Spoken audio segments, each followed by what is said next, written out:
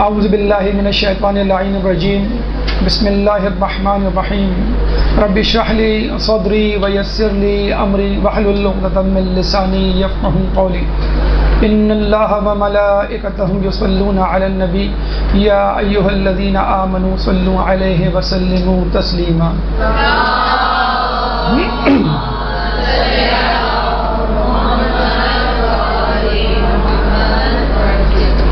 ماہ رمضان کے حوالے سے خطبہ شعبانیہ کے بارے میں گفتگو ہو رہی تھی، اور اس ضمن میں ہم نے آپ سے فرمایا تھا کہ خطبہ شعبانیہ کے 12 پیغامات انشاءاللہ ہمیں آپ کے گوش گزار کرنے ہیں، اور اس ضمن میں خطبہ شعبانیہ کے 3 حصے ہم نے سہولت کے لیے کیے تھے۔ خطبہ شعبانیہ کا پہلا حصہ ماہ رمضان کے فضائل کے حوالے سے ہے، دوسرا یا درمیانی حصہ اعمال ماہ رمضان کے حوالے سے ہے، اور تیسرا اور آخری حصہ فضائل علی کے حوالے سے ہے۔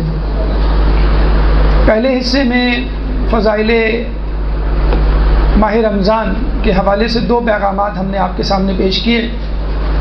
پہلا پیغام یہ کہ ماہ رمضان اللہ کا مہینہ ہے، جیسے کہ حدیث قدسی ہے کہ روزہ میرے لیے ہے اور میں ہی اس کی جزا دوں گا۔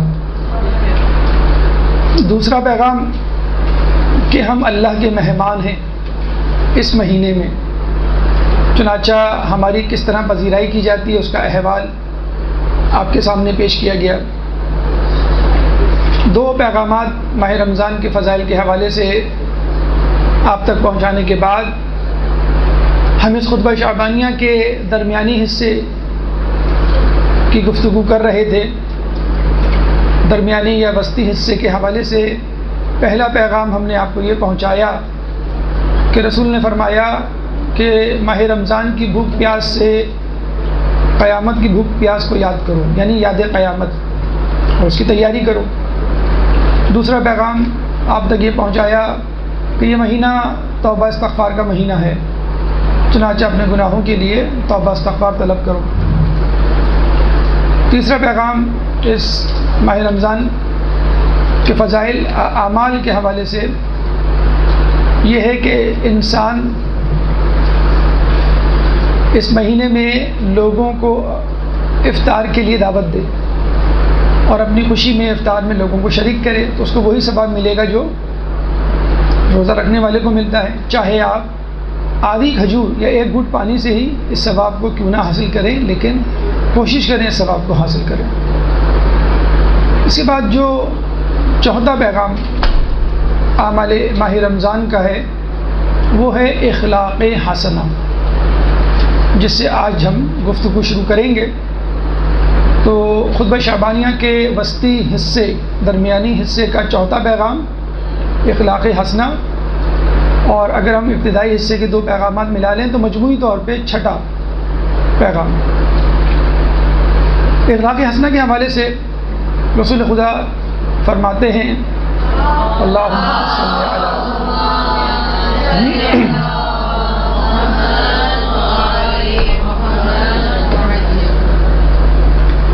کہ جو شخص اس ماہ مبارک میں اپنے اخلاق کو نیک کرے گا وہ قیامت کے دن پل صراط پر آسانی کے ساتھ گزرے گا، کہ جس دن لوگوں کے پاؤں میں لغزش ہوگی، اور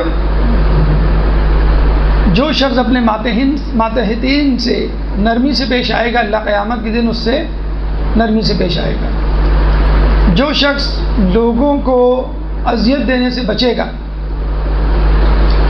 اللہ تعالیٰ قیامت کے دن اسے اپنے غضب سے بچائے گا۔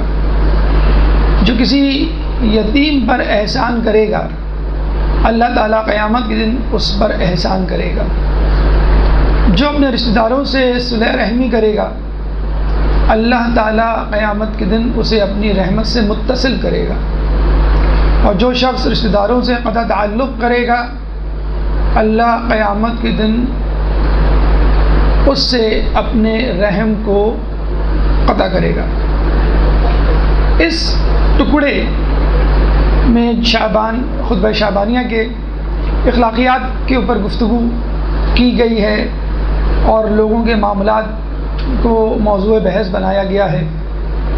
اس سے پہلے کہ ہم اس موضوع اس ٹکڑے اس خطبے اس پیراگراف پہ گفتگو کریں، ایک اشکال جو آپ کے ذہن میں وارد ہوتا ہے اس کو ایڈریس کرتے چلیں، وہ یہ کہ دیکھیں روزہ عبادت کا نام ہے، نماز عبادت کا نام ہے، اور عبادت کا معاملہ کا مطلب ہے حقوق اللہ کے حقوق، اور دین کے دو حصے ہیں، حقوق اللہ کے حقوق اور حقوق العباد بندوں کے حقوق۔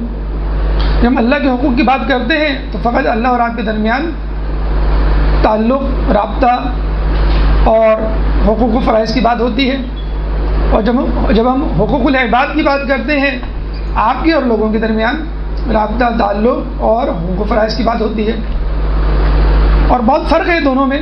مثلا ایک فرق یہ ہے کہ آپ کے اور اللہ کے درمیان جو تعلق ہے، رابطہ ہے، اگر بگڑ جائے تو اللہ بآسانی معاف کر دیا کرتا ہے، فقط خلوص نیت درکار ہے۔ لیکن آپ کے اور لوگوں کے درمیان معاملہ بگڑ جائے، یعنی آپ حقوق نہ ادا کریں، کوئی آپ کے حقوق نہ ادا کرے، آپ اس کے فرائض نہ ادا کرے، تو لینے والا یعنی جس کے حق آپ نے حق ادا نہیں کیا ہے، وہ چاہے تو معاف نہ کرے، چاہے آپ کتنے ہی خلوص نیت سے معافی مانگے، دونوں ایک الگ الگ جہتیں ہیں۔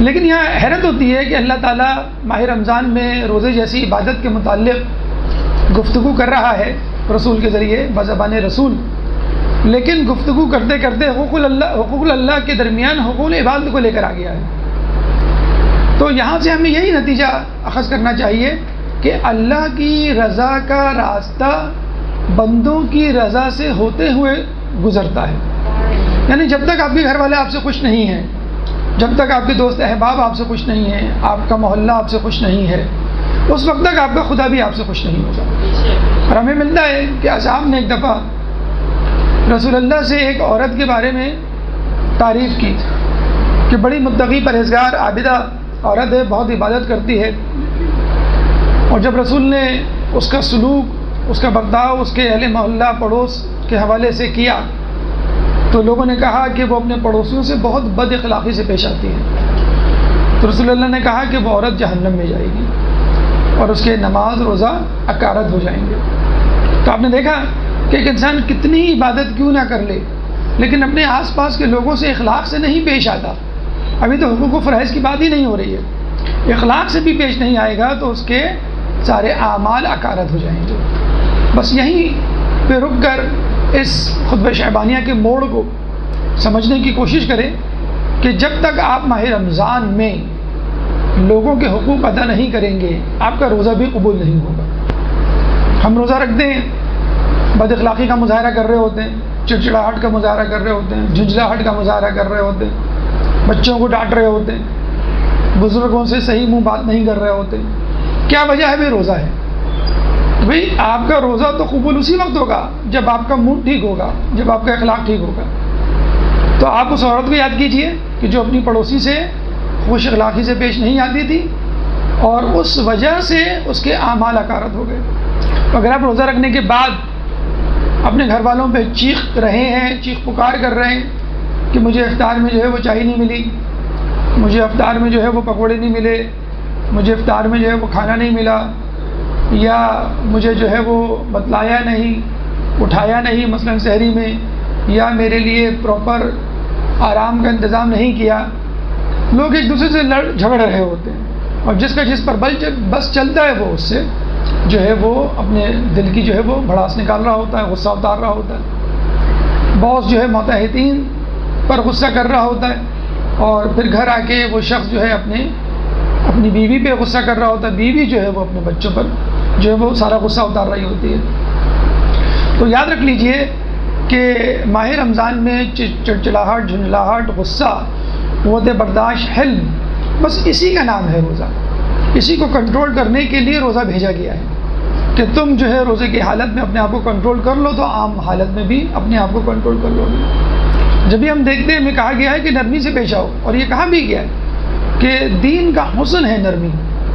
اگر رسول اللہ جن کے بارے میں کہا گیا ہے کہ رسول اگر تم ان لوگوں کے لیے سخت ہوتے، یعنی اصحاب کے لیے، تو کوئی تمہارے درمیان تمہارے ساتھ نہ ٹھہرتا۔ فرعون کتنا بڑا ظالم، خدائی کا دعوے دار، اس کے لیے جب اللہ موسیٰ علیہ السلام کو کہہ رہا ہے تو کہہ رہا ہے کہ تم جا کے اس سے نرمی سے بات کرو۔ تو یہ وہ لہجہ ہے، یہ وہ اخلاق ہے کہ جس کو مد نظر رکھنا چاہیے ہمیشہ۔ بہت سے لوگوں کو کہا جاتا ہے کہ ہم نرمی سے پیش آئیں اپنے گھر والوں سے، اپنے پڑوس والوں سے، تو لوگ کہتے ہیں کہ ہمارے گھر والے ہی ٹھیک نہیں ہیں، نہ ابو ٹھیک ہے، نہ امی ٹھیک ہے، نہ ساس، نہ سسر، نہ دیور، نہ بڑے بھائی، سب اپنی اپنی دھن میں مگن ہیں، ایک بس ہم ہی دیندار ہیں، تو ہم کیسے ان سے ٹھیک سے یا صحیح منہ بات کریں؟ یا ہمارا پڑوسی جھوٹا ہے، یا ہمارا پڑوسی ہمیں تکلیف دیتا رہتا ہے، یا ہمارا پڑوسی جو ہے وہ ہماری چغلی کرتا رہتا ہے۔ تو مجھے بتائیے کہ اگر آپ کے گھر والے ٹھیک ہوں، آپ کا پڑوسی ٹھیک ہو، سب با اخلاق ہو، تو پھر آپ کے اخلاق کا کیا فائدہ؟ آپ کو اخلاق کا مظاہرہ انہی لوگوں سے کرنا ہے کہ جو آپ سے بد اخلاقی کا مظاہرہ کرنا ہے۔ آپ کو انہی سے جڑنا ہے جو آپ سے قطع تعلق کرنے کے در پر ہیں۔ تو قطع تعلق کے حوالے سے آپ نے سنا ہوگا کہ روزی اور عمر دونوں میں کمی ہوتی ہے۔ تو ماہ رمضان میں آپ کو بتلایا جا رہا ہے کہ اس قطع تعلق کو ختم کرو۔ اگر قطع تعلق آپ کو کرنا ہے تو شیطان سے کیجیے، جو دین کے دشمن لوگ ہیں ان سے کیجیے، اگر وہ رشتہ داروں میں شامل نہیں ہیں، ورنہ ان سے بھی ایک واجبی سے تعلق تو بہرحال آپ کو رکھنا ہے۔ تو بس یہ اصول سمجھ لیجئے، اور بڑے افسوس کے ساتھ ہمیں کہنا پڑتا ہے اس اصول کو مغرب نے بہت اچھی طرح سمجھ لیا ہے۔ مغربی ممالک میں رہنے والے غیر مسلم افراد جو نماز روزہ نہیں کرتے، جو خدا کو نہیں مانتے، لیکن ان کا اخلاق عروج پر ہے، مطلب اتنا زیادہ اخلاق عروج پر ہے کہ جب آپ بس میں سوار ہوتے ہیں تو ڈرائیور آپ کو سلام کرتا ہے، جب آپ اترتے ہیں تو ڈرائیور آپ کو کہتا ہے ہیو اے نائس ڈے۔ اتنا زیادہ اخلاق جو ہے وہ عروج پر ہوتا ہے۔ ہمارے یہاں سوری یا پلیز، برائے مہربانی، معذرت جیسے الفاظ جو ہیں مفقود ہو چکے ہیں۔ تو غیروں سے تو ہم بالکل توقع ہی نہیں کرتے، نہ خود کبھی توجہ دیتے ہیں، اور گھر میں بھی یہی ہے کہ گھر میں بھی جو ہے ایک دوسرے کا شکریہ ادا کرنا جو ہے وہ لوگوں کو بہت زیادہ گرا گزرتا ہے۔ تو ماہ رمضان ہمیں بتلاتا ہے کہ ماہ رمضان میں آپ خوش اخلاقی سے کیسے پیش آئیں، اور اس خوش اخلاقی میں سب سے پہلے آپ کا گھر، اور اس کے بعد جو ہے وہ دوسرے افراد۔ بس یہاں رک کے ایک نقطہ معترضہ آپ کے سامنے پیش کرتے چلیں کہ دیکھیں، جب رسول اللہ نے یہ کہا کہ کیا وہ اپنے پڑوسیوں سے صحیح سے پیش آتی ہے، تو اصحاب نے کہا وہ بد اخلاق عورت ہے، پڑوسیوں سے بد اخلاقی سے پیش آتی ہے۔ تو اہل محلہ کو اذیت دینے سے آپ کی عبادت حبط ہو جاتی ہے، تو جو لوگ اہل بیت کو اذیت دیں ان کے اعمال کیوں نہیں حبط ہوں گے؟ تو سب سے پہلے اہل بیت، ان کی مودت، ان کی محبت، ان سے اخلاق اس دنیا میں نہیں بھی موجود ہیں تو بھی، اور اس کے بعد ان کے چاہنے والوں سے، اور اس کے بعد جتنے بھی لوگ آپ کے آس پاس موجود ہیں ان سے۔ تو یہ وہ خوش اخلاقی ہے جس کے بارے میں ویسے بھی حدیث میں وارد ہوا ہے کہ قیامت کے دن سب سے زیادہ وزنی عمل جو ہے وہ خوش اخلاقی کا ہوگا۔ اور یہ بھی کہا گیا ہے کہ جو خوش اخلاق ہوتا ہے وہ بالکل ایسا ہی ہے کہ جس نے دن میں روزہ رکھا، بالکل ایسا ہی شخص ہے۔ تو یہ وہ خوش اخلاقی ہے جس کے بارے میں رسول اللہ نے خطبہ شعبانیہ کے درمیانی حصے میں گفتگو کی۔ اس کے بعد پانچواں پیغام اعمال ماہ رمضان کے حوالے سے، اور مجموعی طور پہ اگر ہم دیکھیں تو ساتواں پیغام اذکار الہی۔ ایک درود پڑھ دے محمد علیہ محمد۔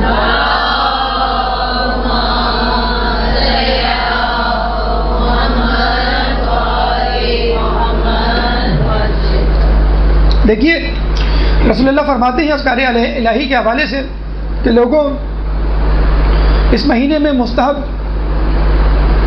نماز پڑھنے والا جہنم کی آگ سے آزاد ہو جائے گا، اور جو واجب نمازیں پڑھے گا اس کو 70 گنا واجب نماز کا ثواب ملے گا، اور جو درود پڑھے گا اس کا پلڑا قیامت کے دن بھاری ہو جائے گا۔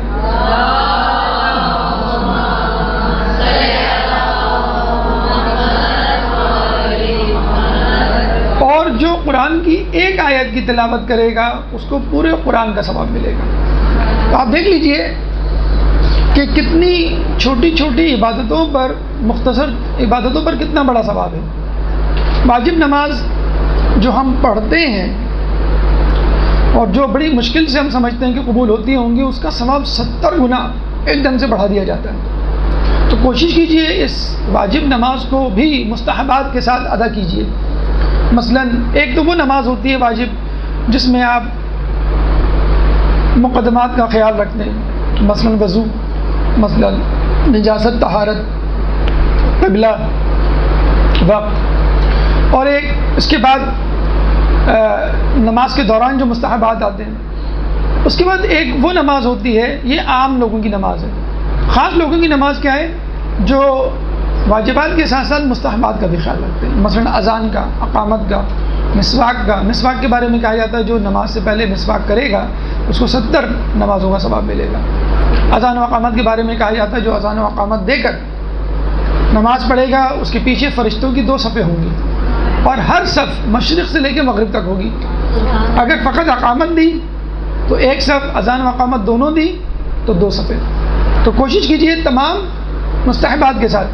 پھر اس کے بعد تیسری درجے کی نماز خاص الخاص لوگوں کی نماز، اور اس کے بارے میں کہا جاتا ہے کہ جو مکمل طور پہ حضور قلب کے ساتھ پڑھی جائے، یعنی انسان جو ہے مکمل طور پہ توجہ کے ساتھ خدا کی طرف مرتکز رہے۔ کہا جاتا ہے نا کہ نماز میں کیسے پڑھوں، تو رسول نے فرمایا تم نماز ایسے پڑھو جیسے تم اللہ کو دیکھ رہے ہو، ورنہ وہ تو تمہیں دیکھ ہی رہا ہے۔ تو زیادہ سے زیادہ درجہ یہ کہ آپ اللہ کو دیکھتے ہوئے، تصور کرتے ہوئے نماز پڑھیں، اور کم سے کم جو ہے وہ رتبہ یہ ہے کہ آپ یہ سوچیں کہ اللہ مجھے دیکھ رہا ہے، تو خود جو ہے وہ آپ کی نماز جو ہے وہ خشوع و خضوع۔ یہ ہے تیسرا خاص الخاص۔ تو اس دفعہ کوشش کریں ماہ رمضان میں آپ کی واجب نمازیں اس طرز کی ہوں کہ پوری نماز میں آپ کی توجہ جو ہے وہ خدا سے نہ ہٹے۔ مستحب نمازوں کے بارے میں کہا جاتا ہے، بلکہ مستحب روزوں کے بارے میں بھی کہا جاتا ہے کہ مستحب نمازیں واجب نمازوں کی تلافی کرتی ہیں، اور مستحب روزے واجب روزوں کی تلافی کرتے ہیں۔ اسی لیے کہا جاتا ہے کہ ماہ رمضان سے پہلے بھی آپ روزے رکھیں اور ماہ رمضان کے بعد بھی روزے رکھیں، تو انشاءاللہ امید کی جائے گی کہ اللہ تعالیٰ ماہ رمضان میں رکھے جانے والے روزوں کی تلافی کر دے گا، جو کمی رہ گئی ہے اس کو جو ہے وہ پوری کر دے گا۔ تو مستحب روزے نمازیں ہو گئیں، واجب نمازیں ہو گئیں۔ اس کے بعد درود۔ دیکھیں درود کے ویسے بھی بڑے فوائد ہیں۔ اگر آپ دیکھیں جیسے ہم کہتے ہیں کہ دین کے 2 حصے ہیں، اصول دین اور فروع دین۔ درود میں دونوں حصے شامل ہیں۔ جب ہم درود پڑھتے ہیں تو مودت امام، مودت اہل بیت کا اعلان اور اظہار کرتے ہیں، یہ اصول دین ہے، یہ عقیدہ ہے۔ اس کے بعد جب ہم درود پڑھتے ہیں، اگر ہم نماز سے دعا سے پہلے، دعا کے بعد ہم درود پڑھیں گے تو آپ کی دعا قبول ہوگی، یہ آپ کا فروع دین کا حصہ ہو جاتا ہے۔ اور یہ بھی کہا جاتا ہے کہ جو درود پڑھتا ہے اس کا پلڑا قیامت کے دن بھاری ہو جائے گا، یعنی آپ نے نیکیاں فرض کر لیں 10 کی ہیں تو وہ نیکیاں وزن میں ایسی ہوں گی کہ جیسے 100۔ تو درود پڑھنے والے کے بارے میں یہ بھی کہا جاتا ہے کہ اللہم صلی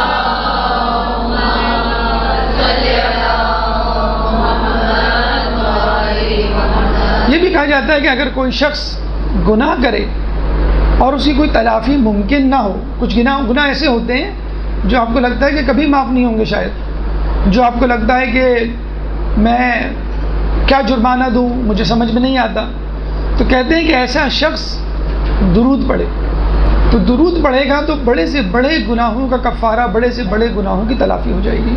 تو درود عقیدہ بھی ہے اور عبادت بھی ہے۔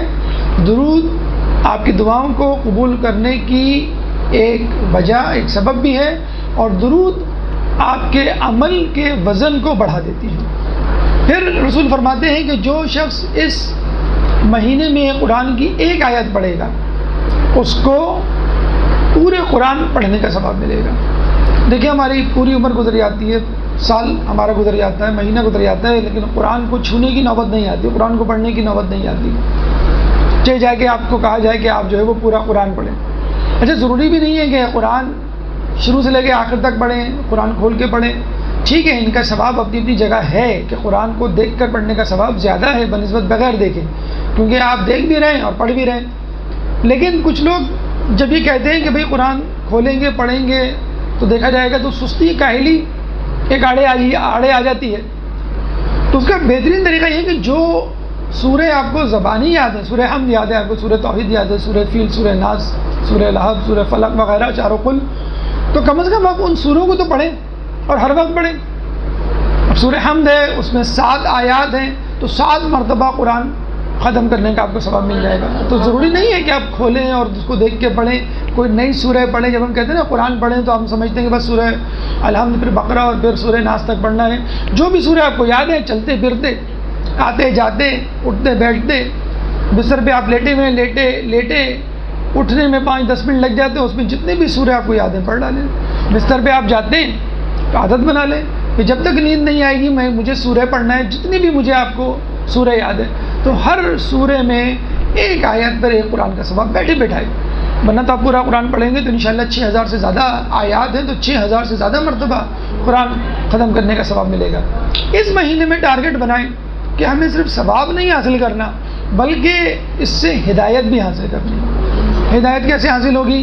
کہ جو سورہ آپ کو یاد ہیں ان کا ترجمہ بھی یاد کریں، جن کا ترجمہ یاد ہے ان کی تفسیر، ان کا بیک گراؤنڈ، پس منظر، شان نزول بھی یاد کریں، اور مفاہیم سمجھنے کی کوشش کریں۔ کم از کم وہ سورہ جو آپ کو زبانی یاد ہیں، وہ سورہ جو آپ نماز میں پڑھتے ہیں، ان کا ایک بیک گراؤنڈ، ان کا ترجمہ، ان کا ایک جسے کہتے ہیں خلاصہ آپ کے ذہن میں ہو۔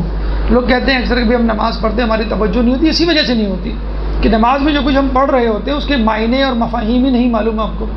تو کم از کم اس ماہ رمضان میں ٹارگٹ بنائیں کہ ہم جو نماز میں جتنے بھی اذکار الہی کرتے ہیں ان تمام کے ترجمے اور مفاہیم آپ کو یاد ہوں، اور جتنے سورے آپ کو یاد ہیں ان کو تفسیر کے ساتھ، شان نزول کے ساتھ آپ کو اس دفعہ حل کرنا ہے۔ اور ویسے بھی تفہیم القرآن کے حوالے سے بہت سارے کورسز، کتابیں مارکیٹ میں دستیاب ہیں۔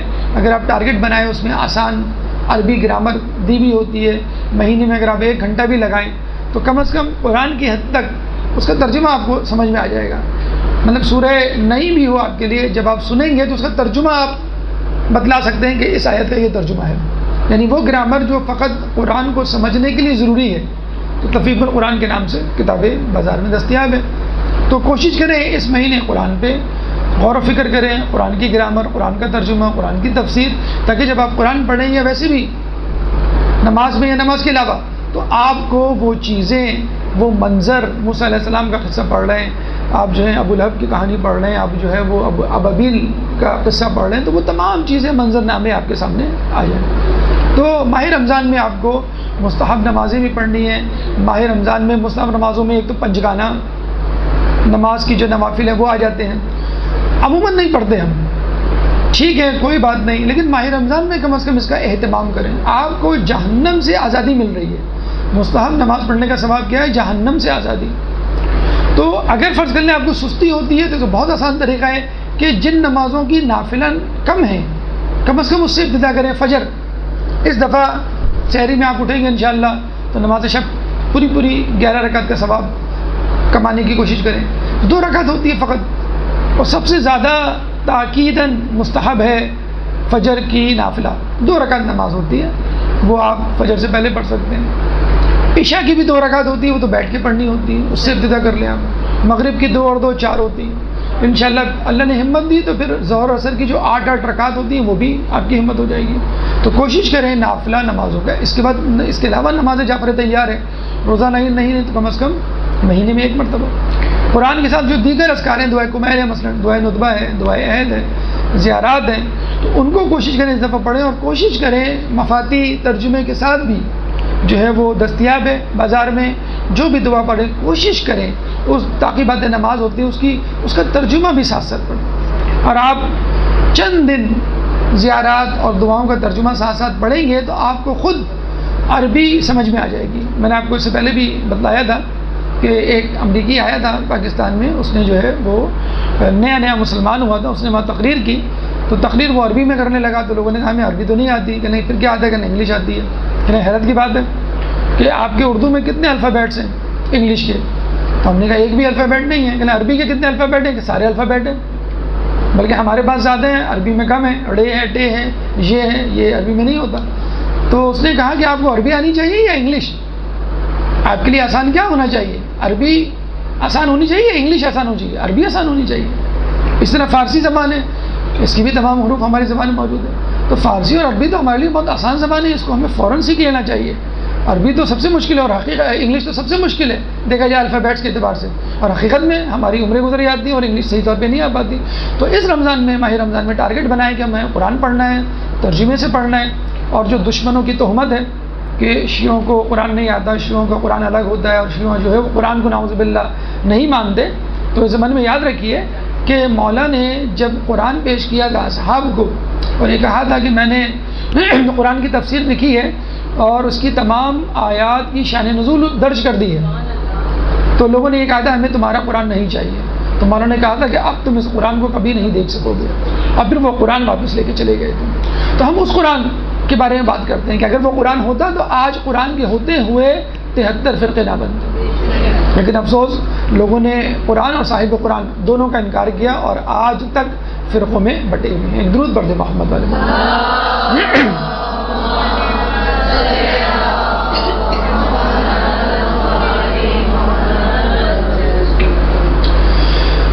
پانچواں پیغام آپ کے سامنے پیش کیا اذکار کے حوالے سے. اس کے بعد چھٹا پیغام شیطان کی قید. اس مہینے میں اللہ تعالیٰ شیطان کو قید کر دے گا. رسول فرماتے ہیں کہ لوگوں اس مہینے میں جہنم کے دروازے بند کر دیے جائیں گے. تم خدا سے دعا کرنا کہ تمہارے لیے جہنم کے دروازے نہ کھولے جائیں. لوگوں اس مہینے میں جنت کے دروازے کھول دیے جائیں گے. تم خدا سے دعا کرنا کہ اللہ تعالیٰ تمہارے لیے جنت کے دروازوں کو بند نہ کرے. اس مہینے شیطان کو قید کر دیا جائے گا. تم خدا سے دعا کرنا کہ تمہارے اوپر شیطان کو مسلط نہ کرے. تو یہ بڑی اہم بات ہے کہ جہنم کے دروازے بند ہو گئے، جو کہ 7 دروازے ہیں. جنت کے دروازے کھول دیے گئے ہیں، جو کہ 8 دروازے ہیں. اور کتنی حیرت کی بات ہے، کتنی فضیلت کی بات ہے کہ باب ریان خصوصی طور پہ روزے داروں کے لیے ایک باب ہے جس سے فقط روزے دار داخل ہوں گے. کسی اور عبادت کے لیے باقاعدہ ایک باب نہیں بنایا گیا ہے. اور شاید اس کی وجہ یہی ہے کہ روزے کی حالت میں ہم ہر عبادت کر سکتے ہیں. بعض اوقات 2 عبادتوں کو ایک ساتھ نہیں جوڑ سکتے، لیکن روزہ ایک ایسی چیز ہے جو ہر عبادت میں شامل ہوتا ہے. بلکہ نماز کے لیے تو کہا یہ ہے کہ مغرب کی نماز آپ ادا کرنے کے بعد روزہ کھولیں تاکہ روزے کی حالت میں آپ جو ہے نماز پڑھیں. تو جنت کے دروازے جب آپ کے لیے کھول دیے گئے، جہنم کے دروازے بند کر دیجیے گا، اس کا مطلب ہے خدا آپ کو جہنم سے آزادی دلوا رہا ہے اور جنت میں داخل کرنے کی تیاری کر رہا ہے. اور دوسری سب سے اہم بات جو اکثر ہمارے لیے پریشان کن ہوتی ہے، اور آپ نے اکثر دیکھا ہوگا تزکیہ نفس کے حوالے سے، گناہوں کو چھوڑنے کے حوالے سے ہم کتنی کوشش کر رہے ہوتے ہیں، لیکن کیا ہوتا ہے وہ گناہ نہیں چھٹ پاتا، وہ نیکی نہیں ہو پاتی. تو ہم بالآخر تھکار کے کیا کہتے ہیں کہ بھائی شیطان نے ورغلا دیا، شیطان حاوی ہو گیا. اب اس مہینے میں آپ کے پاس کوئی ایکسکیوز نہیں ہونا چاہیے شیطان کے حوالے سے. اب کہاں کا شیطان، کون سا شیطان؟ شیطان تو پابند سلاسل ہو گیا. ایک شیطان کو 7 زنجیروں میں باندھا جاتا ہے اور 7 فرشتے ایک شیطان پر متعین ہوتے ہیں. اور یہ بھی آپ دیکھ لیجئے کہ شیطان کو اگر موقع ملے تو وہ زنجیر توڑ کے آ جائے. یہ استقامت اور یہ مسلسل اپنے مشن میں مشغول رہنا شیطان سے سیکھیے. شیطان 1 مہینے کی بھی قید یا چھٹی برداشت نہیں کر رہا. اور آپ نے دیکھا ہوگا جب وہ چھٹ کے آتا ہے چاند رات کو کس طرح تابڑ توڑ حملے کر رہا ہوتا ہے کہ مہینے بھر کا تقویٰ جو ہے وہ بہا کے لے جاتا ہے. ایک تو ماہ رمضان سے پہلے وہ اتنا ڈوز اور اتنی جسے کہتے ہیں کہ دوا دے چکا ہوتا ہے کہ آپ خوف غفلت سے بیداری نہیں ہو پاتے. جب بیدار ہوتے ہیں تو ماہ رمضان کے جانے کا وقت ہو رہا ہوتا ہے. جب آپ کہتے ہیں بھائی اب روزہ رکھنے میں مزہ آ رہا ہے، اب جی چاہ رہا ہے کہ ماہ رمضان جو ہے سال بھر رہے. اور جب آپ ماہ رمضان ختم کرتے ہیں تو وہ اس طرح کا ماحول پیدا کر دیتا ہے عید اور چاند رات میں کہ تمام تقویٰ جو بہہ جاتا ہے. تو سب سے پہلے تو آپ یہ سیکھیے کہ شیطان تیار نہیں ہے، زبردستی اس کو باندھا جا رہا ہے. یہ کیسا انسان ہے جو چھٹی مانگتا ہے کہ مجھے نماز نہیں پڑھنی آج، یا مجھے جو ہے وہ روزہ نہیں رکھنا، یا مجھے عبادت کی اللہ تعالیٰ کی اطاعت نہیں کرنی. تو یہ تمام چیزیں آپ کو مسلسل کرنی ہے. اور یہ شیطان سے سیکھیے استقلال کہ جب وہ آپ کو ورغلانے میں اور گناہ کروانے میں مسلسل لگا ہوا ہے تو آپ کیوں نہیں نیکی کرنے میں مسلسل لگے ہوئے. انسان کے 2 دشمن ہیں. ایک خارجی ایک داخلی. خارجی دشمن شیطان ہے اور داخلی دشمن نفس ہے. اب مسئلہ یہ ہے کہ نفس آپ کا اپنا ہے، آپ کو معلوم ہے آپ کی طبیعت کیا ہے، آپ کا مزاج کیا ہے، آپ کو معلوم ہے کہ آپ کے ویک پوائنٹس کیا ہیں، کون سے گناہ ہیں آپ فوراً سلپ ہو جاتے ہیں، کون سے گناہ ہیں کہ جو آپ انشاءاللہ کبھی نہیں کریں گے. تو بہت آسان دشمن ہے ماہ رمضان میں آپ کے سامنے جس کو پچھاڑنا ہے آپ کو. شیطان بڑا مشکل دشمن ہے، خارجی دشمن ہے، کفر پہ اڑا ہوا ہے، اس کے لیے مومن بننا، مسلمان بننا ناممکن ہے. اس نے خود اپنے لیے یہ کفر قرار دے دیا ہے. وہ کہاں سے حملہ کرے گا، کیسے حملے کرے گا آپ کو نہیں معلوم. آج وہ دولت دکھا کر آپ کو ورغلا رہا ہے، کل وہ شہرت کے بلبوتے پہ آپ کو ورغلائے گا، پرسوں وہ آپ کو تکبر کے ذریعے ورغلائے گا. آپ کو نہیں معلوم کہاں سے وہ حملہ کر دے اور کس صورت میں. بعض اوقات انسان کی صورت میں شیطان آ جاتا ہے. شیطان نے کہا تھا نا کہ میں انسان پر اوپر سے حملہ کروں گا، نیچے سے حملہ کروں گا، دائیں سے حملہ کروں گا، بائیں سے حملہ کروں گا، آگے سے حملہ کروں گا، پیچھے سے حملہ کروں گا. ایک دشمن جو آپ کو نظر ہی نہیں آ رہا، ایک دشمن جو مختلف سمتوں سے حملہ کر رہا ہے، اس کے لیے مقابلہ کرنا نہایت مشکل ہے، جس کے بارے میں آپ کو پوری معلومات بھی نہیں ہے. لیکن نفس کے بارے میں تو معلوم ہے. نفس کیا ہے؟ آپ کی طبیعت، آپ کی لالچ، آپ کا مزاج، آپ کی چاہت کہ آج میرا یہ جی چاہ رہا ہے، آج میرا یہ جی چاہ رہا ہے. تو اس کو پکڑنا، اس کی گرفت کرنا زیادہ آسان ہے. تو ماہ رمضان میں کوئی یہ نہ کہے، اگر کسی کے ایمان کا ٹیمپریچر چیک کرنا ہے کہ حقیقت میں اس کا کیا. کچھ لوگ کہتے ہیں کہ ماحول ایسا تھا، شیطان نے بہکا دیا تھا. تو ماہ رمضان میں ماحول بھی اچھا ہوتا ہے، ماہ رمضان میں شیطان بھی پابند سلاسل ہوتا ہے. اگر اب آپ نے کوئی گناہ کیا تو سمجھ جائیے کہ آپ کا ایمان بس اسی درجے کا ہے، اور آپ نے اگر گناہ نہیں کیا تو اس کا مطلب ہے آپ کا ایمان بڑے اعلیٰ درجے کا ہے. بس فقط شیطان کو زیر کرنے کی دیر ہے. تو آپ کی آدھی رکاوٹ تو اللہ تعالیٰ نے ختم کر دی. بس آپ کا نفس ہے اندر کا جس کو آپ کو کنٹرول کرنا ہے، اور نفس کو قابو کرنے کے لیے بہترین طریقہ بھوکا رہنا ہے. تزکیہ نفس کے حوالے سے اگر آپ پڑھیں علماء اعلام کی گفتگو تو وہ یہی کہتے ہیں اگر اپنے نفس کو کنٹرول کرنا ہے تو آپ روزہ رکھیں، آپ اپنے آپ کو بھوک میں مبتلا کریں. دیکھیں ایک بات ہمیشہ یاد رکھیے، آپ کا نفس دنیا کی طرف مائل ہے، اور آپ کی جسے کہتے ہیں روح وہ یا بہترین نفس وہ آخرت کی طرف مائل ہے. آپ کا جسم جو ہے وہ دنیا کی طرف مائل ہے، اور آپ کا جو نفس ہے وہ قیامت کی طرف مائل ہے. اب کرنا کیا ہے؟ اگر جسم کا پلڑا بھاری ہوا تو وہ نفس کو اپنے ساتھ کھینچ لے گا، اگر نفس کا پلڑا بھاری ہوا تو جسم کو اپنے ساتھ کھینچ لے گا. پھر وہ طاہر، پاک و پاکیزہ نفس مطمئنہ میں تبدیل ہو جائے گا. جو ہم کہتے ہیں کہ نفس برا ہے، نفس دشمن ہے، یہ کون سا نفس ہے؟ یہ وہ نفس ہے جو جسم کے غلبے میں آ چکا ہے. جسم کہتا ہے مجھے سونا ہے تو نفس بھی کہتا ہے چلو ٹھیک ہے سو جاتے ہیں. جسم کہتا ہے مجھے کھانا ہے تو نفس بھی کہتا ہے چلو کھاتے ہیں. جسم کہتا ہے کہ مجھے فلاں کو جو ہے وہ مارنا ہے، اس کی غیبت کرنی ہے، اس کے خلاف سازش کرنی ہے، تو نفس بھی کہتا ہے چلو اس کے ساتھ ہم جو ہے وہ یہی کام کرتے ہیں، برائی کرتے ہیں. تو آپ اس جسم کو اگر بھوکا رکھیں گے تو روح، نفس طاقت میں بڑھ جائے گا. بس یہی آپ کو ماہ رمضان میں کرنا ہے. جب آپ اپنے جسم کو کمزور کریں گے تو یہ بالکل جسے کہتے ہیں کہ وہ ترازو کے دو پلڑوں کی طرح ہوتا ہے. جب آپ جسم کو مضبوط کریں گے تو یہ نفس پہ حاوی ہو جائے گا، جب آپ جسم کو کمزور کریں گے تو نفس جسم پر حاوی ہو جائے گا.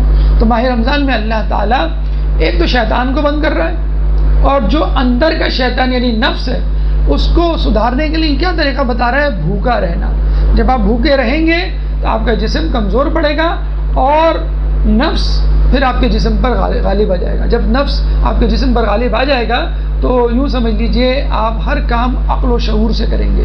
جب آپ اپنی عقل کو استعمال کریں گے تو پھر شیطان کے جھانسے میں نہیں آئیں گے. ماہ رمضان کے بعد بھی جب آپ کا نفس مکمل طور پہ آپ کے جسم پر حاوی ہو جائے گا تو ماہ رمضان کے بعد بھی وہ شیطان پر، کیونکہ وہ ایک کھلاڑی کو پچھاڑ چکا ہے، اب دوسرا کھلاڑی، دوسرا دشمن اس کے سامنے. لیکن جب دو دشمنوں سے مقابلہ ہوتا ہے تو آپ کنفیوز ہو جاتے ہیں، پریشان ہو جاتے ہیں کہ میں اس سے لڑوں کہ اس سے لڑوں، باہر کے دشمن سے لڑوں کہ اندر کے دشمن سے. تو اللہ تعالیٰ نے باہر کا دشمن ہٹا دیا، آپ فقط اندر کے دشمن سے مقابلہ کیجئے، وہ بھی بھوک کی حالت میں. بہت آسان ہے مقابلہ کرنا. آپ نے اس کو پچھاڑ دیا، بلکہ پچھاڑ کہتے ہیں اس کو آپ نے اپنا دوست بنا لیا. اب آپ اپنے نفس کے ساتھ شیطان کا جو ہے وہ مقابلہ کریں گے، کیونکہ نفس مطمئنہ میں تبدیل ہو چکا ہے. تو یہ وہ تیاری ہے، یہ وہ مشق ہے، تمرین ہے جو آپ کو ماہ رمضان میں جاری رکھنی ہے. ایک درود پڑھ دیں محمد والے محمد.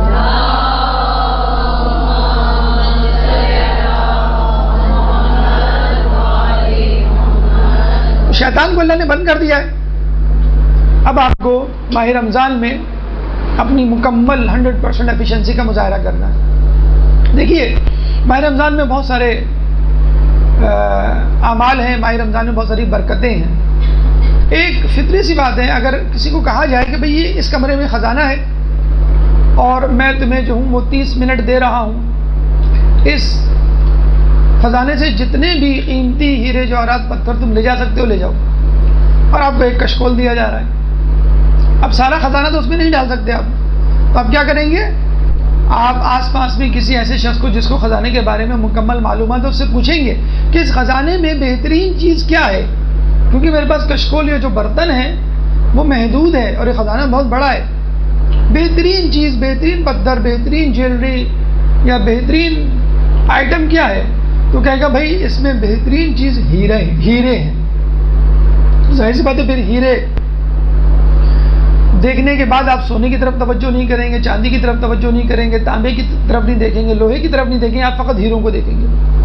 تو دیکھیے جب رسول اللہ خود شعبانیاں دے رہے تھے اور اس کے آخری مراحل کی طرف جا رہے تھے تو مولا علی نے بہت خوبصورت سوال کیا. ہمارے حدیث ہے کہ حسن السوال نصف العلم. حسن سوال یعنی خوبصورت سوال، خوبصورتی سے سوال کرنا آدھے علم کے برابر ہے جس سے آپ سوال کر رہے ہیں. تو مولانا نے کیا خوبصورت سوال کیا. مولانا نے رسول اللہ سے پوچھا کہ اگر ہم اس مہینے کو پائیں، جس مہینے کی آپ فضیلت بیان کریں، اگر ہم اس مہینے کو پائیں تو اس مہینے میں بہترین عمل کون سا ہے جو ہم کریں؟ تو رسول اللہ نے جواب دیا محرمات الہی، اللہ کے حرام کردہ کاموں سے بچنا اس مہینے کا بہترین عمل ہے. دیکھیں کوئی نماز نہیں بتائی اللہ نے، اللہ کے رسول نے کوئی جو ہے وہ ذکر نہیں بتایا، کوئی اور چیز نہیں بتائی. بہترین عمل میں کس کو کہا؟ گناہوں سے پرہیز کرنا ہے. اور فقط یہ نہیں کہا کہ گناہوں سے پرہیز، بلکہ کیا کہا؟ اللہ نے جو معین کر دی ہیں گناہ، اللہ نے جو چیزیں حرام کر دی ہیں ان سے بچنا. کیوں؟ کہ رسول کو معلوم تھا، اللہ کو معلوم تھا کہ آخری زمانے میں بہت ساری حرام چیزوں کو حلال طریقے سے پیش کیا جائے گا اور آدمی اس میں مبتلا ہو جائے گا. بہترین مثال، کیونکہ ماہ رمضان ہے اس حوالے سے، اور آپ لوگوں کو اس طرف توجہ بھی دلانی ہے. ٹی وی پروگرامات، اس میں ایسے حرام پروگرامات، حرام چیزیں ہوتی ہیں جس کو آپ بڑے مزے سے لے کے دیکھ رہے ہوتے ہیں، اور ماہ رمضان کے گزر جانے کے بعد پھر گلا شکوہ کر رہے ہوتے ہیں کہ ہمیں تو اپنے تقوی اور ہم نے تو اپنی تزکیہ نفس کے حوالے سے کوئی پیش رفت ہوتی ہوئی محسوس نہیں ہوئی. کیوں؟ کہ آپ نے دن بھر روزہ رکھ کر افطار کے وقت ٹی وی کے آگے بیٹھ کے وہ سارے تقوی کو بہا دیا. ماہ رمضان میں جو پروگرامات آپ دیکھتے ہیں اچھل کود والے، جس میں اب تو چیف جسٹس صاحب نے بھی نوٹس لے لیا ہے، بے حجاب خواتین، میوزک، لالچ کی ترغیب، اہانت. اگر پروگرام دینی بھی ہے تو بیچ میں جو اس کے ایڈورٹیزمنٹ آ رہے ہیں، اشتہارات آ رہے ہیں، وہ اب تو مطلب کرکٹ بھی گناہ کے بغیر نہیں ہوتا. آپ نے دیکھا ہوگا نا، کرکٹ آ رہا ہے اس کے ساتھ جو ہے وہ ٹی وی اینکر یا اینکرا جو ہوتی ہے بے حجاب وہ آ رہی ہے، میوزک چل رہی ہوتی ہے اور تمام تر خرافات ہو رہی ہوتی ہیں. تو ماہ رمضان میں پروگرامات کو بھی ایسے بنا دیا گیا ہے کہ اس میں حلال حرام اس طرح مکس ہو گیا ہے کہ آپ جب اٹھتے ہیں تو کسی بھی قسم کی جو ہے وہ آپ کو جو ہے وہ تقوی میں افادیت جو ہے وہ محسوس نہیں ہوتی. اس کا بہترین طریقہ یہ ہے، اس کی بجائے آپ علماء کے دروس سنیں. دروس شروع ہو، ٹی وی آن، دروس ختم، ٹی وی بند. یا اب انٹرنیٹ کا زمانہ آ چکا ہے، آپ کے پاس لیپ ٹاپ موجود ہے، آپ کے پاس ایسے اینڈرائڈ ٹی وی موجود ہے کہ آپ ڈائریکٹ جو ہے وہ دروس لگا دیں، خود مدرسۃ القائم کے دروس لگا دیں، اور جو دوسری ویب سائٹ ہے ان کے دروس لگا دیں. اور ان دروس کو اگر زیادہ انٹرٹینمنٹ چاہیے، آپ کہتے ہیں نہیں مجھے تھوڑی سی انٹرٹینمنٹ تو چاہیے، بچے بھی بہرحال، تو موویز جو اسلامی موویز ہیں، امیر مختار ہے، پروفٹ یوسف ہے، پروفٹ سلیمان ہے، آئمہ پہ موویز بنی ہوئی ہیں. ایران میں بہت سارے ایسے ڈرامے ہیں جو سوشل ایشوز پہ بنے ہوئے ہوتے ہیں. ہمارے تو پورا ڈرامہ جو ہے وہ ہیرو ہیروئن کے گرد گھوم رہا ہوتا ہے زندگی کا مقصد عشق و عاشقی کرنا. مطلب پورا مقصد انہوں نے زندگی کا یہی بنا دیا ہے کہ اس کے بغیر آپ زندگی گزارتے ہی نہیں ہیں. تو اب جو پروگرامات آ رہے ہوتے ہیں اس میں بھی جو ہے وہ اس طرح کے لہو و لعب کی چیزیں ہوتی ہیں کہ انسان جب اٹھتا ہے تو اب ظاہر سی بات ہے ان کو معلوم ہے کہ تمام لوگ ماہ رمضان میں مشغول ہیں تو کوئی بھی ٹی وی نہیں دیکھے گا. جیسے آپ نے دیکھا ہوگا ماہ محرم میں فوراً مجالس لگا دی جاتی ہیں, اسی طرح اب ماہ رمضان میں بھی جو ہے وہ پروگرامات دکھائے جاتے ہیں ماہ رمضان کے حوالے سے, اور بیچ بیچ میں اس میں اتنا زیادہ جسے کہتے ہیں کہ ملاوٹ کر دی جاتی ہے کہ آدمی جب اٹھتا ہے تو کہتا ہے کہ میرے ایمان میں کوئی اضافہ نہیں ہوا, بلکہ اچھا اس کا احساس آپ کو رمضان میں بھی نہیں ہوگا. آپ اس طرح فلو میں بہہ جائیں گے. کب ہوگا احساس؟ جب رمضان چلا جائے گا کہ بھائی رمضان میں اگر ہم کم از کم ٹی وی ہی سے اعتراض کر لیتے تو ہمارا جو ہے وہ تقویٰ بہت زیادہ بچ جاتا. پروگرامات کب آ رہے ہوتے ہیں؟ عین افطار سے پہلے, جس کے لیے کہا گیا ہے کہ وہ دعا کا وقت ہے. پروگرامات کب آ رہے ہوتے ہیں؟ سحری سے پہلے, جو نماز شب کا ٹائم ہو رہا ہوتا ہے. تو اس ماہ رمضان میں کوشش کریں کہ ٹی وی کو بند رکھیں. اس رمضان میں کوشش کریں کہ ٹی وی پہ اگر بند نہیں رکھ سکتے تو ایسے پروگرام دیکھیں جو ہمارے کیبل نیٹ ورکس ہیں, جس میں دروس آ رہے ہوتے ہیں, جس میں جو ہے وہ ایسے ٹاک شوز آ رہے ہوتے ہیں جو مفید معلومات رکھے ہوئے ہوتے ہیں. تو ایسی چیزوں کو جن کو حلال بنا کے پیش کیا جا رہا ہے ان کو نہ آپ دیکھیں نہ سنیں, کیونکہ وہ آپ کو حرام میں مبتلا کر دیں گے. تو بہترین سوال مولا علی کا اور بہترین جواب ہے کہ اس مہینے میں سب سے اہم بات کیا ہے؟ محرمات الہی, یعنی اللہ کی حرام کردہ چیزوں سے بچنا.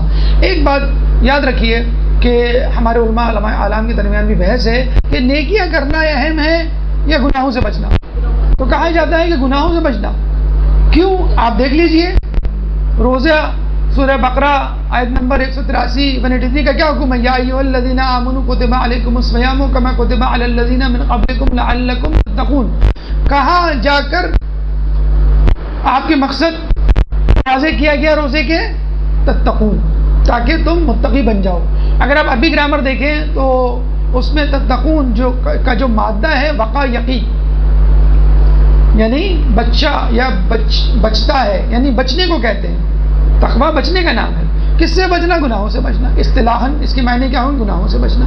تو بس آپ یہ سمجھ لیجئے, ایک مثال اگر ہم دیں تو ہم یہ کہیں گے کہ دیکھیں آپ کے پاس ایک برتن ہے, کشکول ہے, اور آپ کو چاہیے خالص پانی.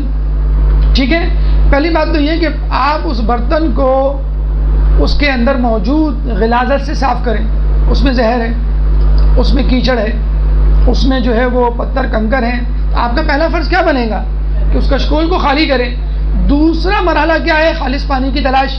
کوئی کہے گا بھائی نل سے لے لو, کوئی کہے گا بھائی فلٹر والے پانی سے لے لو, کوئی کہے گا کہ آپ جو ہے وہ منرل واٹر لے لیں. اگر کوئی یہ کہے کہ باہر بارش ہو رہی ہے اور بارش کا پانی خالص ترین ہوتا ہے, تو آپ کو بتائیے کتنے منٹ لگیں گے؟ سیکنڈز بھی نہیں لگیں گے. تو ماہ رمضان میں اللہ کی رحمتوں کی بارش ہو رہی ہے, آپ اس دل کا کشکول گناہوں سے خالی کر دیں, بھرنا اللہ کا کام ہے.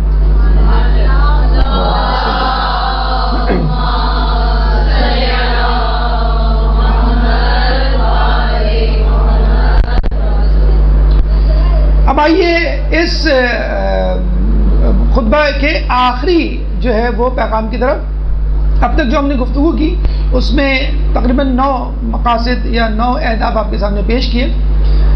خطبہ شعبانیہ کے آخری حصے میں مولا علی کے فضائل رسول اللہ نے بیان کیے.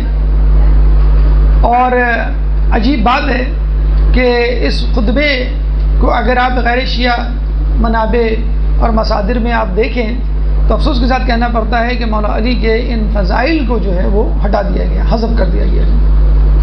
تو کہتے ہیں کہ خطبہ شعبانیہ جیسے ہی ختم کیا, دیکھا جائے تو اس کا تتمہ ہے یا اس کا اپینڈکس ہے یا اس کے ساتھ کی چیزیں بالکل اسی طرح جس طرح اعلان غدیر حجت الوداع کا تتمہ ہے. جب تک اعلان غدیر آپ نہیں سن لیتے حجت الوداع مکمل نہیں ہوگا. تو وہ خطبہ کمپلیمنٹ کرتا ہے, مکمل کرتا ہے خطبۃ الوداع کے ادھورے پن کو. جس طرح فضائل علی مکمل کر رہے ہیں خطبہ شعبانیہ میں موجود ماہ رمضان کے فضائل کو. تو ماہ رمضان کے فضائل بھی ہیں اور اس میں مولا علی کے فضائل بھی ہیں. کہتے ہیں خطبہ شعبانیہ کے اختتام پر رسول اللہ گریہ کرنا شروع کر دیتے ہیں. تو مولا فرماتے ہیں یا رسول اللہ آپ گریہ کیوں کر رہے ہیں؟ تو رسول اللہ فرماتے ہیں کہ علی میں گریہ اس لیے کر رہا ہوں کہ اس مہینے میں تمہارا خون بہایا جائے گا. میں گویا تمہاری شہادت کا منظر دیکھ رہا ہوں کہ تم سجدے میں ہو اور اولین و آخرین کا شقی القلب شخص تمہارے سر پہ وار کر رہا ہے اور تمہاری داڑھی اور تمہارا چہرہ تمہارے خون سے خضاب ہو رہا ہے. مولا فوراً فرماتے ہیں یا رسول اللہ کیا میرا ایمان اس وقت سلامت ہوگا؟ رسول فرماتے ہیں ہاں تمہارا ایمان اس وقت سلامت ہوگا. اب یہاں دیکھیے کہ اگر ہم سے کہا جائے کہ تم فلاں دن فلاں مقام پر فلاں دشمن سے مقابلہ کرو گے اور تمہارے سر پہ اس طرح وار کیا جائے گا اور تمہیں زخمی کیا جائے گا، تو ہم سب سے پہلے پوچھیں گے کہ ہمارا دشمن کون ہے. ہم سب سے پہلے یہ پوچھیں گے ہم اس کا مقابلہ کیسے کریں. ہم یہ پوچھیں گے بھائی اس موت سے ہم کیسے بچ سکتے ہیں. لیکن مولا کیا پوچھ رہے ہیں؟ کیا میرا ایمان سلامت رہے گا؟ اس کا مطلب کیا ہوا کہ انسان کو سب سے پہلے اپنے ایمان کی فکر ہونی چاہیے. انسان کو سب سے پہلے یہ فکر ہونی چاہیے کہ میرا خدا مجھ سے راضی ہے کہ نہیں. اس عمل کو کرنے کے بعد میں خدا کو حاصل کرتا ہوں یا خدا کو کھو دیتا ہوں. اس عمل کو کرنے کے بعد میں خدا سے قریب ہوتا ہوں یا دور ہوتا ہوں. ماذا وجد من فقدک وما الذی فقد من وجدک. تو عرفہ کا کتنا خوبصورت جملہ ہے. اس نے کیا پایا؟ جس نے تجھے کھو دیا. اور اس نے کیا کھویا؟ جس نے تجھے پا لیا. بس مولا علی یہی کرتے ہوئے نظر آ رہے ہیں کہ اگر میری شہادت میرے ایمان پر منتج ہوتی ہے، ختم ہوتی ہے تو فبیا. اور یہی بات مولا حسین کہتے ہوئے نظر آتے ہیں، اے تلواروں اگر تم، اے دشمنوں اگر تم سمجھتے ہو کہ میری جان لینے سے اسلام بچ جائے گا تو تم آؤ اور مجھ پر حملہ کر دو. تو اصل چیز ہے انسان اپنے ایمان کی فکر کرے چاہے کیسی کیوں نہ حالات ہو. تو مولا علی کا یہ اطمینان بتلا رہا ہے کہ انسان کو سب سے زیادہ فکر اپنے ایمان کی ہونی چاہیے. پھر ہم دیکھتے ہیں کہ رسول اللہ مولا کی شہادت کے بعد یہ بھی بتلا دیتے ہیں کہ اس شہادت کا انجام کیا ہوگا. اس شہادت کے نتیجے میں اس عمل کو، اس عمل قبیح فعل کو انجام دینے والے کا انجام کیا ہوگا، اور جو لوگ اس سے محبت کریں گے ان کا کیا انجام ہوگا، جو تم پر گریہ کریں گے ان کا انجام کیا ہوگا. کہتے ہیں کہ دنیا میں دو شقی ترین افراد گزرے ہیں. ایک وہ فرد، وہ شخص کہ جس نے صالح علیہ السلام کی اونٹنی کی ٹانگیں کوچے کاٹی تھی. قدار بن سلف اس کا نام تھا.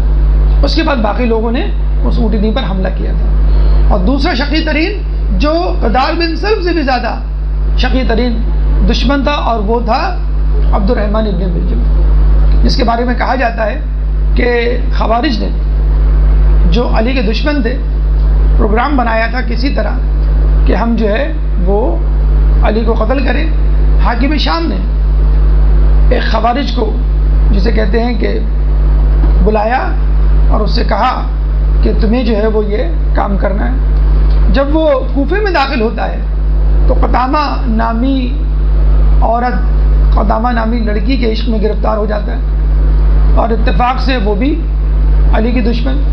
تو اس نے کہا تھا کہ تم اگر علی کا سر میرے مہر میں دے دو تو میں تم سے شادی کے لیے تیار ہو جاؤں گا. اور اسی قدامہ کی محبت میں اور حاکم شام کی لالچ میں اس شخص نے جو ہے وہ یہ فعل انجام دیا.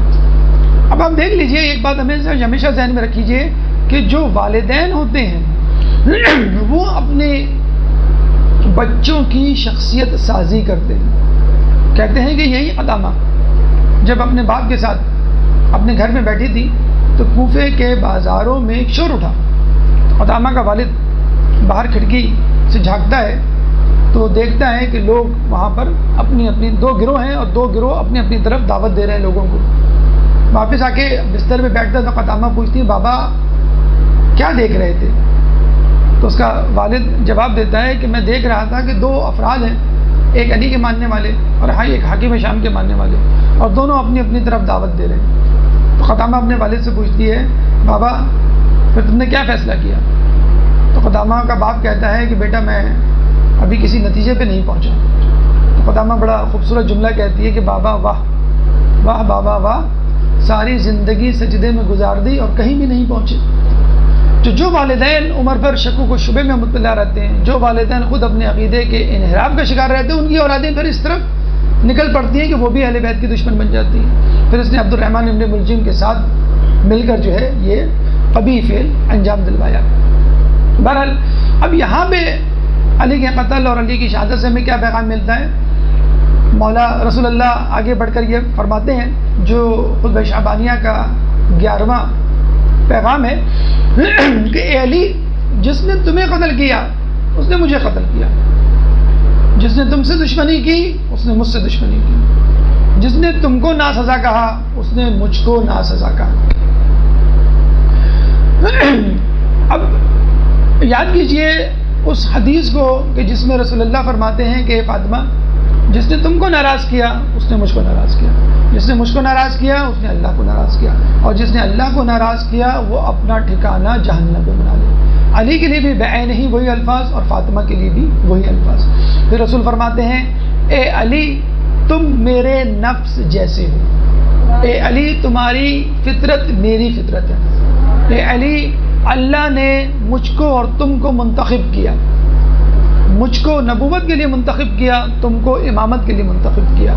اب جو تمہاری امامت کا انکار کرے گا وہ میری نبوت کا انکار کرے گا. تو اب یہاں بھی یہ بات طے ہو گئی کہ جو علی کے دشمن ہیں وہ رسول کے بھی دشمن ہیں، اور جو علی کی امامت کے منکر ہیں وہ رسول اللہ کی نبوت کے بھی منکر ہیں. تو جو انسان کو خلیفہ نہ ماننے کی وجہ سے اپنی عبادتوں کو حمد کروا بیٹھا، یعنی ملعون شیطان ابلیس، تو وہ شخص اپنے اعمال اپنے ہاتھ سے کیوں نہیں کھو بیٹھے گا جو ولایت علی کا منکر. ایک درود پڑھ دے محمد والے محمد.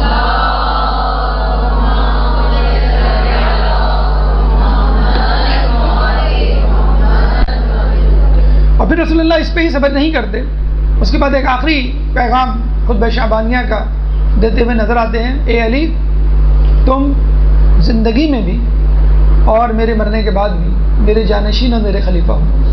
علی تم میری بیٹی کے شوہر ہو، تم میرے بیٹوں کے باپ ہو، تمہارا حکم میرا حکم ہے اور تمہاری نہیں میری نہیں ہے. دیکھیں علی کی جانشینی کا اعلان رسول اللہ نے سب سے پہلے دعوت ذو العشیرہ میں کر دیا تھا، جب رسول اللہ نے آپشن دیا تھا کہ کون میرا ساتھی میرا مددگار بنے گا. یہ نہیں کہا تھا کہ کون اسلام قبول کرے گا، بلکہ یہ کہا تھا کون میرا مددگار اور ساتھی بنے گا. تو علی نے 3 مرتبہ ہاتھ کھڑا کیا، اور تیسری مرتبہ ہاتھ کھڑا کرنے پہ رسول اللہ نے کہا کہ تم میرے جانشین، میرے وزیر، میرے وسیع ہو. اس کے بعد آخری آفیشیل اعلان، یہ پہلا آفیشیل اعلان تھا کہ جس میں رسول اللہ نے پہلے ہی دن اپنے جانشین کا اعلان کر دیا تھا. آخری اعلان اعلان غدیر تھا، آخری آفیشیل اعلان کہ جس میں اللہ تعالیٰ نے اللہ کے رسول نے قرآن کی آیت اترنے پہ جو ہے اعلان ولایت کیا. اس کے بعد کئی مقامات پر، غزوہ تبوک کے موقع پر، جیسے جب آپ جا رہے تھے مدینے سے دور، نکال کے کیا تم اس میں راضی نہیں ہو کہ تمہاری حیثیت، تمہاری نسبت مجھ سے وہی ہو جو ہارون کی موسیٰ سے تھی. اور یہ ایک ان میں سے مقام ہے کہ جس میں رسول اللہ نے خطبہ شعبانیہ نے ماہ رمضان سے پہلے اعلان کر دیا کہ تم جو ہے وہ میرے وسیع، میرے وزیر اور میرے، اور یہ بھی بتلا دیا کہ تم میری بیٹی کے شوہر ہو، یعنی میری بیٹی کا کفو تم ہی ہو سکتے ہو، کوئی اور نہیں ہو سکتا، اور میرے بیٹوں کے باپ بھی تم ہو. انا و علی من نور واحد، میں اور علی ایک ہی نور سے، میں اور علی اس امت کے باپ ہیں. تو ابناءنا ابناؤکم وانفسنا وانفسکم کی منزل سورہ آل عمران میں جو آیت مباہلہ ہے، جس میں کہا گیا ہے کہ تم اپنے نفسوں کو لاؤ، ہم اپنے نفسوں کو لائیں، تو یہ وہی نفس رسول ہے جس کا اعلان رسول اللہ خطبہ شعبانیہ میں کر رہے ہیں. ابناءنا ابناءکم کو اگر سمجھنا ہے تو آپ خطبہ شعبانیہ کو سمجھیے کہ کس طرح حسن حسین اللہ کے بیٹے بنے. تو یہ وہ خطبہ شعبانیہ ہے کہ جس میں رسول اللہ نے ماہ رمضان کے فضائل بیان کیے، اعمال ماہ رمضان بیان کیے، فضائل علی کو بیان کیا. اللہ تعالیٰ سے دعا ہے کہ ہمیں ماہ رمضان میں اعمال ماہ رمضان کرنے کی توفیق عطا فرما، شب بیداری کرنے کی توفیق عطا فرما، روزوں کا حق ادا کرنے کی توفیق عطا فرما، اس طرح کے روزے رکھنے کی توفیق عطا فرما جو اللہ کی بارگاہ میں قبول ہو جائیں، تعلیمات اہل بیت پر عمل کرنے کی توفیق عطا فرما، قیامت کے دن ان کی شفاعت سے بہرے مند فرما، امام کے ظہور میں تعجیل فرما اور ہمیں ان کے انصار و اعوان میں شامل فرما۔ ربنا تقبل منا انک انت السمیع العلیم وتب علینا انک انت التواب الرحیم برحمتک یا ارحم الراحمین۔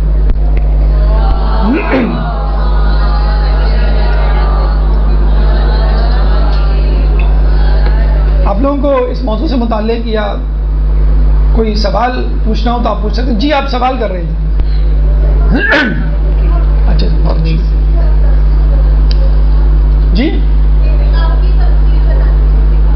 یہ عامر یاسوبی ڈاکٹر عابد کا ڈپارٹمنٹ ہے، وہی تفصیل ہے جو مردوں کے لیے ہے، آپ کے لیے بھی وہی ہے۔ 3 دن کا ہمارے اعتکاف ہوتا ہے اور اہل سنت میں جو ہے وہ 10 دن کا ہوتا ہے۔ 3 دن میں داخل ہونے کے بعد پھر وہ واجب ہو جاتا ہے، اس کو آپ کو کرنا پڑتا ہے، مستحب ہے بہرحال، چاہیں تو کریں بہت اچھا ہے، نہ کریں تو کوئی آپ پہ وجوب نہیں۔ جی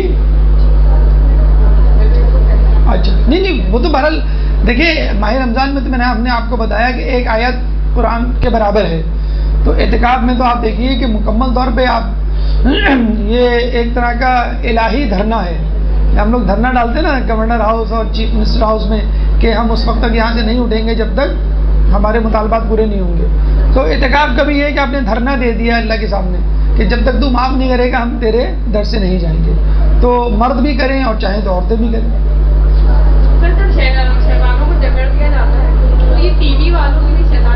نہیں اصل میں دیکھیں میں آپ کو بتاؤں کہ اب ہم جو ہے نا خود شیطان بن، ٹی وی والے نہیں، ہم اپنی بات کر لیں پہلے، ہم خود اتنے شیطان بن چکے ہیں کہ ہمیں خود بھی جو ہے محسوس نہیں ہوتا۔ ٹی وی والوں کو تو ٹھیک ہے حیرت ہوتی ہے کہ وہ کیسے بگڑے میں ہیں، لیکن ہم جو ٹی وی دیکھ رہے ہیں تو ہمیں ان کو آشیرواد ان کی حوصلہ افزائی کرنے والا کون ہے؟ ہم ہی لوگ تو ہیں۔ جب ہم ان کے پروگرامات دیکھیں گے تو ان کی اسکورنگ بڑھے گی، جب اسکورنگ بڑھے گی تو وہ اور پروگرامات دیں گے۔ کروڑوں روپیہ ایک ایک اینکر کو دیا جاتا ہے اس ٹی وی پورے اس میں کہ وہ لوگوں کے ایمان خریدیں، تو یہ آپ کے اوپر ہے نا کہ آپ ان کو دیکھیں ہی نا تو وہ ظاہر سی بات ہے وہ خود بخود اس معاشرے سے ختم ہو جائیں گے۔ یہ آپ ان کو دیکھتے ہیں تو اس لیے ان کی ریٹنگ جو ہے وہ اوپر جاتی ہے اور جو ہے وہ لوگوں کو بہکانے کا سبب بنتے ہیں۔ جی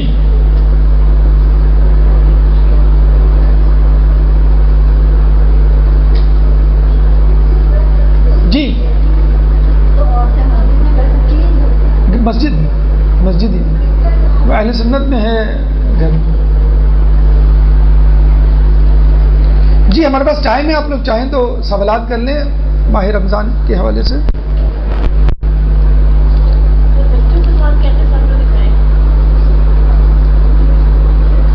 دیکھیے مولا کائنات کے مسائل کے حوالے سے تو آپ سیرت ہی ہے جو وہ کریں، بہت اچھی کتاب اگر آپ کو پڑھنی ہے معصومین کے حوالے سے تو وہ ہے آیت اللہ مستنبط کی مناقب اہل بیت، 4 جلدوں پر ہے، بہت اچھی کتاب ہے۔ تو اور ویسے اگر آپ بحر الانوار کی جو اردو ترجمے والی جلد ہے وہ آپ پڑھ لیں۔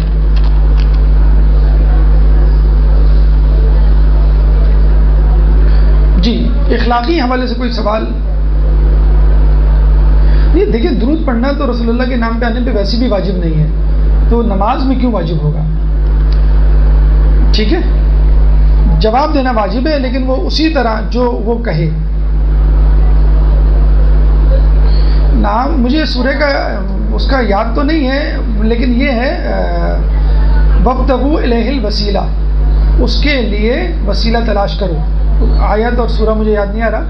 اور خود آیت الکرسی میں من ذا الذی یشفع عنده الا باذنہ، اللہ کی اجازت کے بغیر کوئی بھی اس کے سامنے شفاعت نہیں کر سکتا۔ من ذا الذی یشفع عنده الا باذنہ، 2 آیات ہیں جو وسیلے کی دلالت کرتی ہیں۔ وہ کہہ رہی ہے کہ نماز کے دوران اگر رسول اللہ کا نام سنیں تو کیا درود پڑھنا واجب ہے؟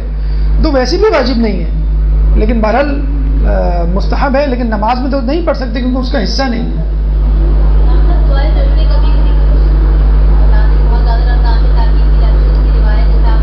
یہ مجھے پوری تفصیل نہیں یاد ہے لیکن بہرحال نماز کے اذکار یا ویسی دعائیں، جتنی دعائیں آپ پڑھ سکتے ہیں آپ پڑھیں.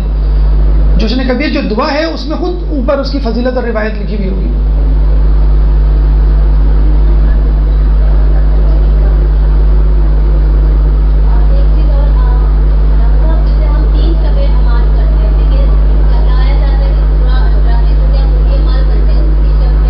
تھوڑے تھوڑے سے فرق کے ساتھ ہیں، 19، 21 اور 23 میں تھوڑا تھوڑا فرق ہے، لیکن اگر آپ چاہیں تو تمام اعمال اس میں کر لیں، کوئی ایسا بات نہیں، لیکن بہتر ہے کہ اس فرق کو ذہن میں رکھیں.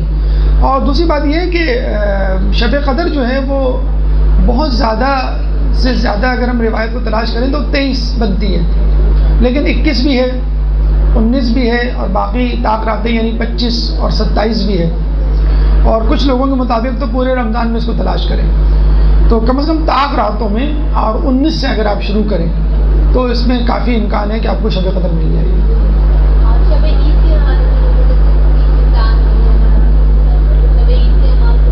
ہاں اس میں بھی شب عید کے اعمال موجود ہیں، لیکن بہت زیادہ تفصیل سے نہیں ہے. مطلب 2 رکعت نماز ہے، اس میں ایک مرتبہ قل اللہ، ایک میں جو ہے 50 یا 100 مرتبہ وہ پڑھنی پڑتی ہے، اور کچھ سورے ہیں.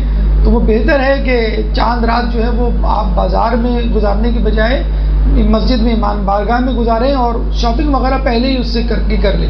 کیونکہ دیکھیں شیطان چاند رات کو جو ہے وہ نکلتا ہے. مطلب جیسے آپ کو عید کا چاند نظر آیا تو کچھ لوگ خوشی اسی وجہ سے ہوتی ہے کہ جو ہے وہ میرا یار آ گیا مجھ سے ملنے کے لیے، تو لوگ جو ہے وہ طارق روڈ چلے جاتے ہیں، کوئی صدر چلا جاتا ہے، کوئی کہیں چلا جاتا ہے.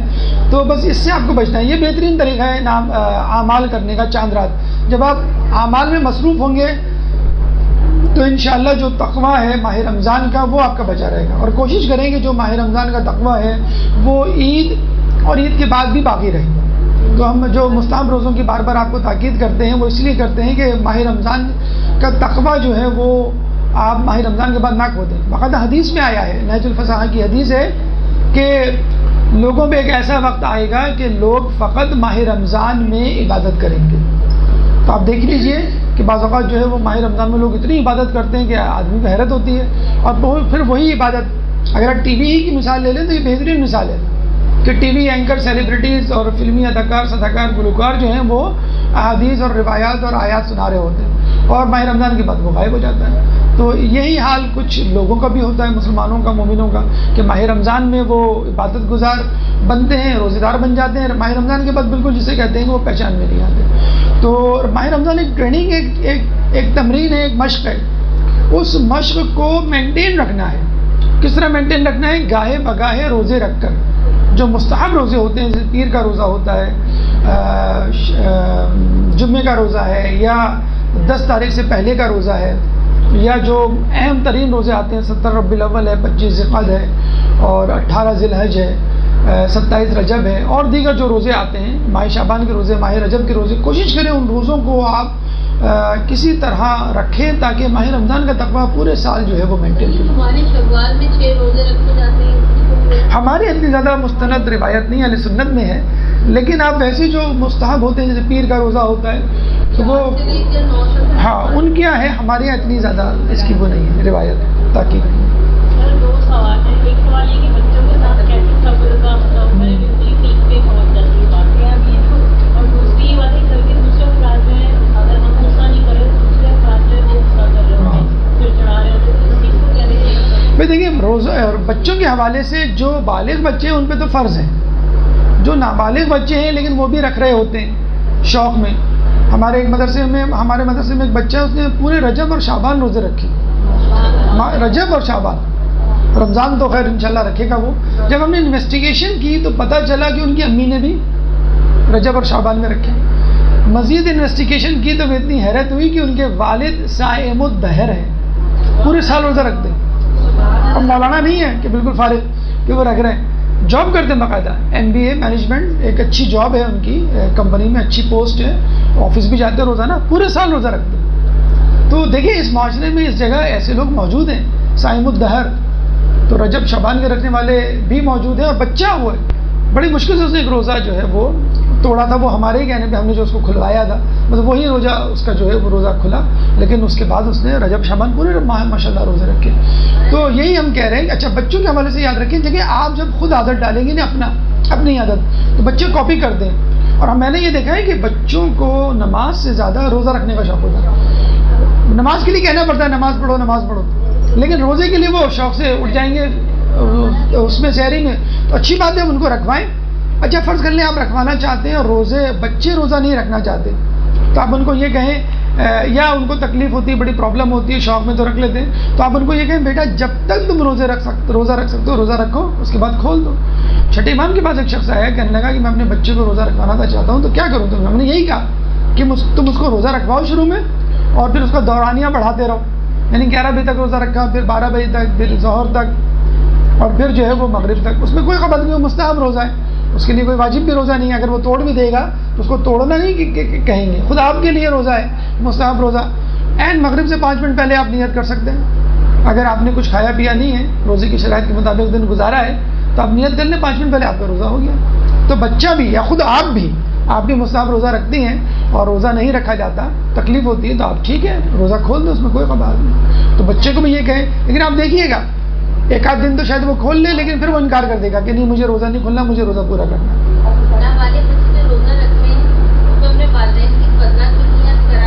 نہیں نابالغ بچے کا تو وہ کاؤنٹ ہی نہیں ہوگا نا وہ روزہ کہ وہ واجب روزے کی قضا میں شامل ہو جائے.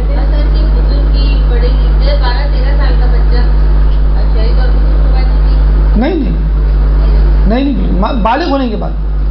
اچھا آپ نے کہا کہ دیکھیے آپ بالکل صحیح کہہ رہی ہیں کہ ایسا ہوتا ہے کہ آپ روزہ نہیں کر رہے ہو، خواتین کے لیے یہ ہوتا ہے کہ وہ غصہ نہیں کر رہی، مرد کر رہے ہوتے ہیں، کیونکہ ظاہر سی بات ہے وہ پہاڑ توڑ کے آ رہے ہوتے ہیں، اور اس میں کوئی بری بات اور جسے کہتے ہیں نا کہ وہ بات نہیں ہے. یقیناً آپ سے زیادہ مرد جو ہے سزاوار ہے کہ اس کا خیال رکھا جائے، کیونکہ وہ باہر دھوپ سے واپس گھر میں آ رہا ہوتا ہے. چاہے اگر دھوپ میں نہ بھی ہو، فرض کر لیں وہ گاڑی میں اے سی ہے اور دفتر میں اے سی ہے، لیکن بہرحال ایک اسٹریس ہوتا ہے. آپ وہی کام گھر میں کریں تو آپ کو اتنی پریشانی نہیں ہوگی. تو بہتر تو یہ ہے کہ آپ ان کی جو ہے وہ جھاڑ یا جو ہے وہ ڈانٹ ڈپٹ سن لیں. لیکن اس کا طریقہ آپ کو میں نے پہلے بتا دیا تھا کہ اگر آپ پہلے سے روزہ رکھنا شروع کر دیں، مطلب ماہ شعبان کے آخر میں، جیسے رسول اللہ کی عادت تھی، جیسے ابھی ہم نے ریکمنڈ کیا کہ پیر منگل بدھ یہ تو لازم کر لیں آخری کے 3 روزے. اور ویسے بھی جہنم سے آزادی کا جو ہے وہ ہے برنامہ، خوشخبری ہے کہ جو لوگ رکھیں گے وہ ایڈجسٹ ہو جائیں گے، وہ ایک عادت بن جائے گی. جب عادت بن جائے گی تو انشاءاللہ جو غصے میں چڑچڑاہٹ جھنجھلاہٹ ہوتی ہے وہ نہیں ہوگی. اور دوسری بات ہے کہ ایک آدمی کی اپنی تربیت ہوتی ہے، ایک کو افطار کے وقت چائے چاہیے، ایک کو جو ہے وہ لال شربت چاہیے، ایک کو جو ہے وہ کھانا چاہیے. ان طبیعتوں کو آپ نوٹ کر لیں اور اس طبیعت کے مطابق جو ہے اپنی افطاری اور سحری جو ہے. لیکن یہ میں پھر کہوں گا کہ روزے میں اپنی بری عادتوں کو ترک کرنے، گناہ تو چھوڑنے. خود مولا علی کی حدیث ہے کہ روزہ بری عادتوں کو ترک کرنے کے لیے بہترین ہے. آپ کی جو بری عادتیں ہیں، مطلب مرد حضرات کی سگریٹ پینے کی عادت ہے وہ ختم کر سکتے ہیں، زیادہ چائے پینے کی جو عادت ہے وہ آپ ختم کر سکتے ہیں. بچوں کی جو ہے ہر 1-2 گھنٹے بعد چپس اور وہ چاکلیٹ اور بسکٹ کی عادت وہ آپ ختم کر سکتے ہیں، جو آپ خود ہی ڈلواتے ہیں. مطلب بچوں کو چپس دے دیے، مجلس میں 1 گھنٹے کے لیے آ رہے ہیں اور چپس کا پیکٹ اور کولڈ ڈرنک 1 گھنٹہ بچہ برداشت نہیں کر سکتا. اسی وجہ سے تو ہمارے بچے روزے نہیں رکھ سکتے. ہم نے بچوں کو خود فیڈ کیا ہے کہ 1 گھنٹہ بھی بغیر پانی کے نہیں گزارو. یہ کربلا کے ماننے والے ہیں، یہ کربلا کے ماننے والے ہیں جو 3 دن کی بھوک پاس کر پہ روتے ہیں. وہ اپنے بچے کو کربلا کے پیاسے کے مصائب سنانے کے لیے چپس اور کولڈ ڈرنک لے کر آتے ہیں. تو وہ کیا اس کی جو ہے وہ سپ لیتے ہوئے کربلا کے مصائب سنے گا، کیا روئے گا وہ. تو یہ بچوں کو عادت ڈلوائیں کہ بیٹا دیکھو اتنے عرصے تم بھوکے پیاسے رہے اور تم نے برداشت کیا. اور یہ بعد میں بھی عادت ڈلوائیں. جو بچے شور مچاتے ہیں نا امی بھوک لگی کھانا دیں، آدھا گھنٹہ ہو گیا ہے، 1 گھنٹہ ہو گیا ہے، تو یہ رمضان بار بار یاد دلائیں کہ تم جب ماہ رمضان میں 14 گھنٹے بھوکے رہ سکتے ہو. اور کینیڈا میں رہنے والے بچے تو 21 گھنٹے کا روزہ رکھ رہے ہیں. اس وقت جو حالات ہیں 21 گھنٹے کا، ایڈمنٹن ہے، کیلگری وغیرہ میں 21 گھنٹے کے روزے ہوں گے اس دفعہ. تو بڑا مشکل کام ہے، لیکن وہاں پہ بچے رکھتے ہیں روزے، بڑی پابندی سے رکھتے ہیں. وہاں پہ جو افطار کا ڈسپلن ہوتا ہے وہ بہت ہمارے یہاں سے بہت بہتر ہے. وہاں تصور نہیں ہے کہ لوگ جو ہے گھروں میں افطار کریں. عموماً لوگ انگلینڈ ہے، برمنگھم ہے، اور کیونکہ بیچارے سوشل ایکٹیویٹیز وہاں ہوتی نہیں ہیں تو ان کے لیے بہت بہتر ہوتا ہے کہ وہ افطار جو ہے باہر کریں. تو بچے روزے رکھ رہے ہوتے ہیں تو بچوں کو عادت ڈلوائیں کہ بھائی اسی مہینے میں تو اپنا روٹین سیٹ کریں، اپنی جو ہے وہ نیندوں کو سیٹ کریں. یہ جو ہم نے نیند کا ایک روٹین بنایا ہوا ہے نا کہ دیر سے اٹھنا، فجر سے پہلے آپ جاگیں گے، فجر میں آپ جاگے نماز پڑھیں، فجر کے بعد تک جاگتے رہیں. تو یہ تمام وقت جو ہے وہ یہ کہتے ہیں کہ جو اس دوران سوتا ہے وہ غفلت کی نیند ہوتی ہے. جو فجر سے پہلے، فجر کے بعد اور فجر بھی چھوڑتا ہے، یہ غفلت کی نیند ہوتی ہے. اور دیکھا جائے کہ ہم اسی نیند میں مبتلا ہوتے ہیں کہ اگر اٹھتے ہیں تو سحری کے لیے اکثر دیکھا گیا ہے کہ جو 5 منٹ کا وقفہ ہم دیتے ہیں احتیاط کا، تو ہم سحری کر لیتے ہیں، سحری کے بعد 5-10 منٹ ہوتے ہیں اذان میں، آپ جو ہے بستر پہ آ کے لیٹ جاتے ہیں. لوگ روک رہے ہوتے ہیں، خود آپ بھی وہ ہو رہے ہوتے ہیں کہ بس میں اگر لیٹا تو گیا، اور پھر آپ چلے جاتے ہیں. تو یہی کہنے کا مقصد ہے روٹین ایڈجسٹ کریں، اپنی نیند کی روٹین ایڈجسٹ کریں، کھانے کی روٹین ایڈجسٹ کریں. آیت اللہ محسن قریضی سے کسی نے پوچھا کہ بھائی روزہ رکھنا بڑا مشکل ہے. انہوں نے کہا بھائی کیا مشکل ہے، آپ ناشتہ کب کرتے ہیں؟ 7 بجے. ٹھیک ہے 3 گھنٹے پہلے کر لیں 4 بجے. آپ کھانا کب کھاتے ہیں؟ 10 بجے. 3 گھنٹے پہلے کھا لیں 7 بجے. ٹھیک ہے، ناشتہ اور کھانا ڈٹ کے کر لیں، زیادہ کیلوریز لے لیں. تو دوپہر کا کھانا آپ اسکپ کر دیں، کوئی فرق نہیں محسوس ہوگا. بھئی ہمیں دوپہر میں بھوک کیوں لگتی ہے؟ کیونکہ ہمارا ناشتہ صحیح نہیں ہوتا. ہمارا ناشتہ صحیح نہیں ہوتا. اور ناشتہ کیوں نہیں صحیح ہوتا ہے؟ ہم دفتر سے 15 منٹ پہلے، آدھا گھنٹہ پہلے اٹھ رہے ہوتے ہیں، تو کیا ناشتہ کریں گے؟ اسکول سے بالکل وین آنے سے 5-10 منٹ پہلے جو ہے بچے اٹھ رہے ہوتے ہیں، اس میں کیا ناشتہ کریں گے؟ تو ماہ رمضان میں عادت ڈالیں کہ آپ نماز فجر سے پہلے اٹھیں تو آپ کو بھوک بھی لگے گی. جب بھوک لگے گی تو آپ حلوہ روٹی اور وہ پراٹھے والا ناشتہ بھی کریں گے، خود بخود آپ کی دوپہر کی بھوک ختم ہو جائے گی. دیکھیں اس کو ریورس کر لینا. ہمیں ناشتے میں بھوک نہیں لگتی، دوپہر کے کھانے میں لگتی ہے. دوپہر کے کھانے میں کیوں لگتی ہے بھوک؟ ناشتہ نہیں کیا ہوا ہوتا ہے. ناشتہ اچھا کر لیں تو دوپہر کے کھانے میں بھوک نہیں لگے. کیوں نہیں لگے گی؟ بھی ناشتہ اچھا کیا ہوا. دوپہر کا کھانا اس لیے کھاتے ہیں کہ ناشتہ نہیں کیا ہوا. تو ناشتہ کر لیں گے، دوپہر کا کھانا نہیں کھائیں گے. دوپہر کا کھانا ختم ہو گیا، ناشتہ آپ پہلے کر لیں 3 گھنٹے، اور رات کا کھانا بھی 3 گھنٹے پہلے کر لیں. بس اصولاً تو آپ کو سال بھر روزہ رکھنا چاہیے. ہمارے یہاں سولجر بازار میں ایک مدرسہ تھا، ایک زمانے میں، مجھے یاد نہیں آ رہا وہ کون صاحب تھے، جن کا قصہ مجھے کسی عالم دین نے سنایا تھا کہ وہ فجر سے پہلے ناشتہ کرتے تھے اور مغرب کے بعد رات کا کھانا کھاتے تھے. بس عمر بھر ان کا یہ روٹین رہا. اب دیکھا جائے انہیں روزہ بھی رکھ لیتے تھے، لیکن روزہ نہ بھی رکھیں تو بھی ان کی یہی روٹین تھی. وہ کھاتے ہی نہیں تھے، باہر یا گھر میں بھی ہو تب بھی نہیں کھاتے تھے. دن بھر ان کی عادت تھی فجر سے پہلے کھانا کھانا اور مغرب کے بعد کھانا کھانا. تو اس میں کوئی ایسی قباحت نہیں ہے. آپ کو 2000 کیلوریز چاہیے، اگر 1000 کیلوری آپ سحری میں کھا لیں، 1000 کیلوریز افطار میں کھا لیں. کوئی میڈیکل سائنس میں یہ نہیں کہتی ہے کہ آپ بار بار کھائیں. میں ابھی وہ بات کر رہا تھا اپنے کسی کولیگ سے، تو اس نے کہا کہ ڈائبٹیز کے پیشنٹ کے لیے ایک ریسرچ چاہیے کہ وہ جو ہے بار بار مطلب دن میں 8 مرتبہ کھائے. تو میں نے کہا بھائی ہمارے امام نے تو کہا ہے کہ دن میں 2 مرتبہ کھاؤ، یعنی دن شروع ہونے سے پہلے اور رات، دن شروع ہوتے وقت اور رات شروع ہوتے وقت. چھٹے امام کا قول ہے. تو اسی کولیگ نے مجھے 1-2 سال بعد بتایا کہ اب ایک اور لیٹسٹ ریسرچ چاہیے. کیا ریسرچ چاہیے؟ کہ ڈائبٹیز پیشنٹ جو ہے 2 مرتبہ کھائیں. تو کم کھائیں گے، کم انسولین سیکریٹ ہوگی. جب کم انسولین سیکریٹ ہوگی تو ضائع بھی کم ہوگی. میں آپ کو ایک مثال دیتا ہوں. جب آپ کھانا گھر میں 6 مرتبہ لگائیں گے دسترخوان، تو 6 مرتبہ کا کھانا کچھ ضائع بھی ہوگا نا. 6 مرتبہ 6 گلاس پانی پیے، تھوڑا سا پانی بچائیں گے، وہ ضائع تو ہوگا. تو جب آپ زیادہ مرتبہ کھانا کھائیں گے، چاہے تھوڑا سا کھائیں، آپ کی انسولین زیادہ ضائع ہوگی. اس سے ڈائبٹیز ہو رہی ہے. ڈائبٹیز کی ایک وجہ یہ بھی ہے کہ ہم ہر وقت کھا رہے ہوتے ہیں، اور یہی وجہ کولیسٹرول کے بڑھنے کی بھی ہے. یہی وجہ جو ہے وہ آپ کے ہائی بلڈ پریشر ہونے کی وجہ کی بھی وجہ ہے. تو رسول اللہ کی خود حدیث ہے، سومو تصیحو، روزہ رکھو اور صحت مند بن جاؤ. لعلکم تتقون، روزہ رکھو اور تقوی اختیار کرو. تو بلند ترین مقصد کیا ہے؟ تقوی، روح کی طہارت. اور بلند کم ترین درجہ کیا ہے؟ جسم کی صحت. سومو تصیحو. تو دنیاوی فائدہ، دینی فائدہ، یہاں کا فائدہ، آخرت کا بھی فائدہ، جسم بھی کا بھی فائدہ اور روح کا بھی فائدہ. تو یہ وہ فائدہ جو خود ماہ رمضان نہ صرف طہارت اور تقوی دے رہا ہے، بلکہ آپ کو صحت بھی دے رہا ہے. بڑے افسوس کے ساتھ کہنا پڑتا ہے، لوگ کہتے ہیں ہم بیمار ہیں، ہم روزہ نہیں رکھیں گے. ارے روزہ ہے ہی بیماروں کے لیے. روزہ بیماروں کو ٹھیک کرنے کے. ہم نے جو لیکچر دیا تھا، آپ اس کو دوبارہ چاہیں تو سنیں، روزہ میڈیکل سائنس. اس میں یہی تھا کہ الیکسس سوفورن نے 40 دن روزہ رکھا تھا. اور جی جو سلائڈ پاور پوائنٹ والا تھا روزہ میڈیکل سائنس میں، الیکسس سوفورن نے 40 دن روزہ رکھا تھا، اور پتہ چلا تھا کہ اس کی جو ہے وہ بیماریاں ٹھیک ہو گئی. گردے میں پتھری تھی وہ ختم ہو گئی. اس کو جو ہے وہ نزلہ کھانسی بخار رہتا تھا وہ ٹھیک ہو گیا.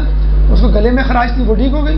جب اس نے اپنے مریضوں کو جب اس نے ایک رسالے میں لکھنا شروع کیا، ڈاکٹر تھا وہ، تو اس کے مریضوں نے روزہ رکھنا شروع کر دیا. اور وہ روزہ مطلب بہت سخت روزہ تھا. عیسائیوں میں بہت سخت روزہ ہوتا ہے، ایک خاص قسم کا کہ 40 دن تک وہ کچھ نہیں کھاتے، پانی، لیمو، چائے، اس طرح کے لکوڈ کی بس اجازت ہوتی ہے، تو ان کی بیماریاں ٹھیک ہو گئی۔ تو اگر آپ روزے میں دیکھیں، روزے کا جو میسج ہے نا وہ سحری اور افطار میں کھانے والا میسج نہیں ہے۔ آپ سحری اور افطار میں ڈبل ٹرپل کھا لیتے ہیں، جتنا کھانا چاہیے اس سے زیادہ کھا لیتے ہیں، تو پھر کیا فائدہ روزے کا؟ روزے کا میسج ہے کم کھانا، بسیار خوری سے پرہیز کرنا، کم کیلوریز لینا، بھوکے رہنا، بھوک کی عادت ڈالنا۔ اگر ایسا نہ ہوتا تو اللہ تعالیٰ رات میں روزہ رکھوا دیتا، رات میں روزہ رکھ کے پتہ ہی نہیں چلے گا آپ کو۔ یہ بالکل پیک آورز ہوتے ہیں کہ جب ایکٹیویٹی میں انوالو ہوتے ہیں، باہر جانا ضروری ہوتا ہے، تو یہ آپ کو سکھائے گا کہ آپ اپنی عادتوں پہ کیسے کنٹرول کریں اور اپنی صحت کو۔ تو آج کل بھی دنیا میں بہت سارے فاسٹنگ کلینک ہیں جس میں کہا جاتا ہے بھائی اگر آپ کو بلڈ پریشر کی بیماری ہے، ٹھیک ہے، آپ نمک اور یہ والی چیزیں نہ کھائیں، شوگر کی بیماری ہے، شوگر اور یہ نہ کھائیں، آپ کو گاؤٹ ہے تو یورک ایسڈ، بڑے کا گوشت یہ نہ کھائیں، تو پوری لسٹ بنا لی ہے۔ اور کچھ بیماریاں جن کے بارے میں کہا جاتا ہے فاسٹنگ کریں، مکمل طور پہ نہ کھائیں۔ باقاعدہ میں ابھی پڑھ رہا تھا شکاگو میں غالباً کوئی گروپ ہے جو روزہ رکھتا ہے، روزہ تو نہیں رکھتا، وہ فاقہ کرتا ہے، فاسٹنگ کرتا ہے، منگل کو صبح کا بریک فاسٹ کرتا ہے اور بدھ کو لنچ کرتا ہے۔ ہر ہفتے انہوں نے ایک ٹائمنگ سیٹ کی ہوئی ہے، منگل کو صبح ناشتہ کریں گے، اس کے بعد اگلے دن بدھ کو دوپہر میں کھانا کھائیں گے، اور ایک ہوٹل میں جمع ہو جاتے ہیں سب، وہ ایک گروپ بن گیا، ایک فاسٹنگ گروپ۔ تو وہاں سب بیٹھ کے کھانا کھاتے ہیں۔ جب ان سے پوچھا کہ بھائی آپ کیسے محسوس کرتے ہیں، کہتے ہیں ہم بہت اچھا محسوس کرتے ہیں، ہماری بھوک کنٹرول ہو گئی ہے اور ہم بھوک کے دوران آفس کا کام بہت اچھی طرح کرتے ہیں۔ ہمارے یہاں الٹا معاملہ ہے، میں روزے میں پڑھا نہیں جاتا۔ اللہ نے علم کو بھوک میں چھپا کے رکھا ہے، حدیث قدسی ہے موسیٰ علیہ السلام کو، اللہ نے علم کو بھوک میں چھپا کے رکھا ہے، لوگ اس کو پیٹ شکم سحری میں تلاش کرتے ہیں۔ یہ بس ہم نے ایک ذہن میں بٹھایا ہوا ہے۔ وہی ڈاکٹر عابد کا وہ لیکچر بھی انشاءاللہ آپ سن لیں گے کہ جن کے امتحانات ہوتے ہیں وہ کیا کریں۔ تو آپ جو ہے قیلولہ کر لیں، جو کہ رسول کی حدیث ہے کہ جب تم سوتے ہو دوپہر میں یعنی دن میں تو اللہ تمہیں کھلا بھی دیتا ہے، پلا بھی دیتا ہے۔ اور یہ میڈیکل ریزن بھی سن لیں کھلانے پلانے کا، جب آپ سحری میں کھانا کھاتے ہیں یا بریک فاسٹ میں کھانا کھاتے ہیں تو کچھ کھانا تو اسی وقت یوٹیلائز ہو جاتا ہے اور کچھ کھانا لیور میں چلا جاتا ہے۔ لیور کیا ہے؟ آپ کا فریج ہے۔ دوپہر میں امی بعض وقت کھانا نہیں پکاتی، بھی ناشتہ بہت زیادہ تھا تو بھائی فریج میں رکھا، فریج میں سے لے لو۔ تو جب آپ کھانا کھاتے ہیں سحری میں اور دوپہر میں بھوک لگتی ہے تو اللہ کے رسول کہتے ہیں سو جاؤ۔ جب تم سو گے تو جو آپ کے جسم کا فریج ہے یعنی لیور وہ کھانا ریلیز کرتا ہے اور پوری باڈی کو وہ کھانا مل جاتا ہے۔ اس کا ایک فائدہ تو یہ ہوتا ہے جو کھانا فریج میں رکھا ہوا وہ سڑتا نہیں ہے، لیور میں جو کھانا اسٹور ہوا وہ سڑے گا نہیں، اور دوسری بات یہ کہ آپ کو اضافی کھانے کی ضرورت نہیں پڑے گی۔ پر آپ نوٹ کیجئے گا، کسی دن خود پریکٹیکلی نوٹ کیجئے گا، سحری کی ہم نے 12 بجے 1 بجے 2 بجے جو بھی سہولت ہو آپ کی وہ آپ اس میں سو جائیں 1-2 گھنٹہ۔ جب آپ اٹھیں گے تو آپ کو لگے گا میں نے جیسے لنچ کیا ہے، تو بریک فاسٹ بھی ہو گیا، لنچ بھی ہو گیا اور ڈنر، افطار ڈنر جسے کہتے ہیں، تو اتنا مشکل کام نہیں ہے۔ بس یہ ہم نے ایک اپنے آپ کو مصروف کر لیا ہے بکری کی طرح جگالی، جیسے کوئی سگریٹ پی رہا ہے، کوئی پان کھا رہا ہے، کوئی چنگم کھا رہا ہے، کوئی چپس کھا رہا ہے، کوئی کولڈ ڈرنک پی رہا ہے، تو اس جگالی کو ختم کریں اور کھانے کو کم بنائیں، جیسے ہم نے بتایا نا کہ 2 وقت کا کھانا، اور یہی میسج ہے کم کھانا یا بسیار خوری سے پرہیز۔ اس میں تقویٰ بھی حاصل ہوگا انشاءاللہ، آپ کی جسم کی صحت بھی آپ کی سلامت رہے گی۔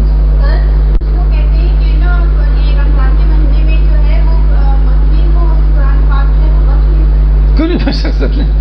ماہ رمضان میں تو بخشنا چاہیے، کیونکہ ہم پڑھتے ہی ماہ رمضان میں اور دنوں میں تو پڑھتے ہی نہیں ہیں، کبھی بھی جب چاہیں بخشتے ہیں۔ بلکہ بہترین طریقہ کیا ہوتا ہے، مرحوم کی طرف سے اہل بیت کو ہدیہ کر دیں، آپ کو ثواب، مرحوم کو ثواب، اور اہل بیت جب ہدیہ لیں گے تو اہل بیت کسی کے احسان نہیں رکھتے، اس کے بدلے میں کچھ دیں گے ضرور آپ۔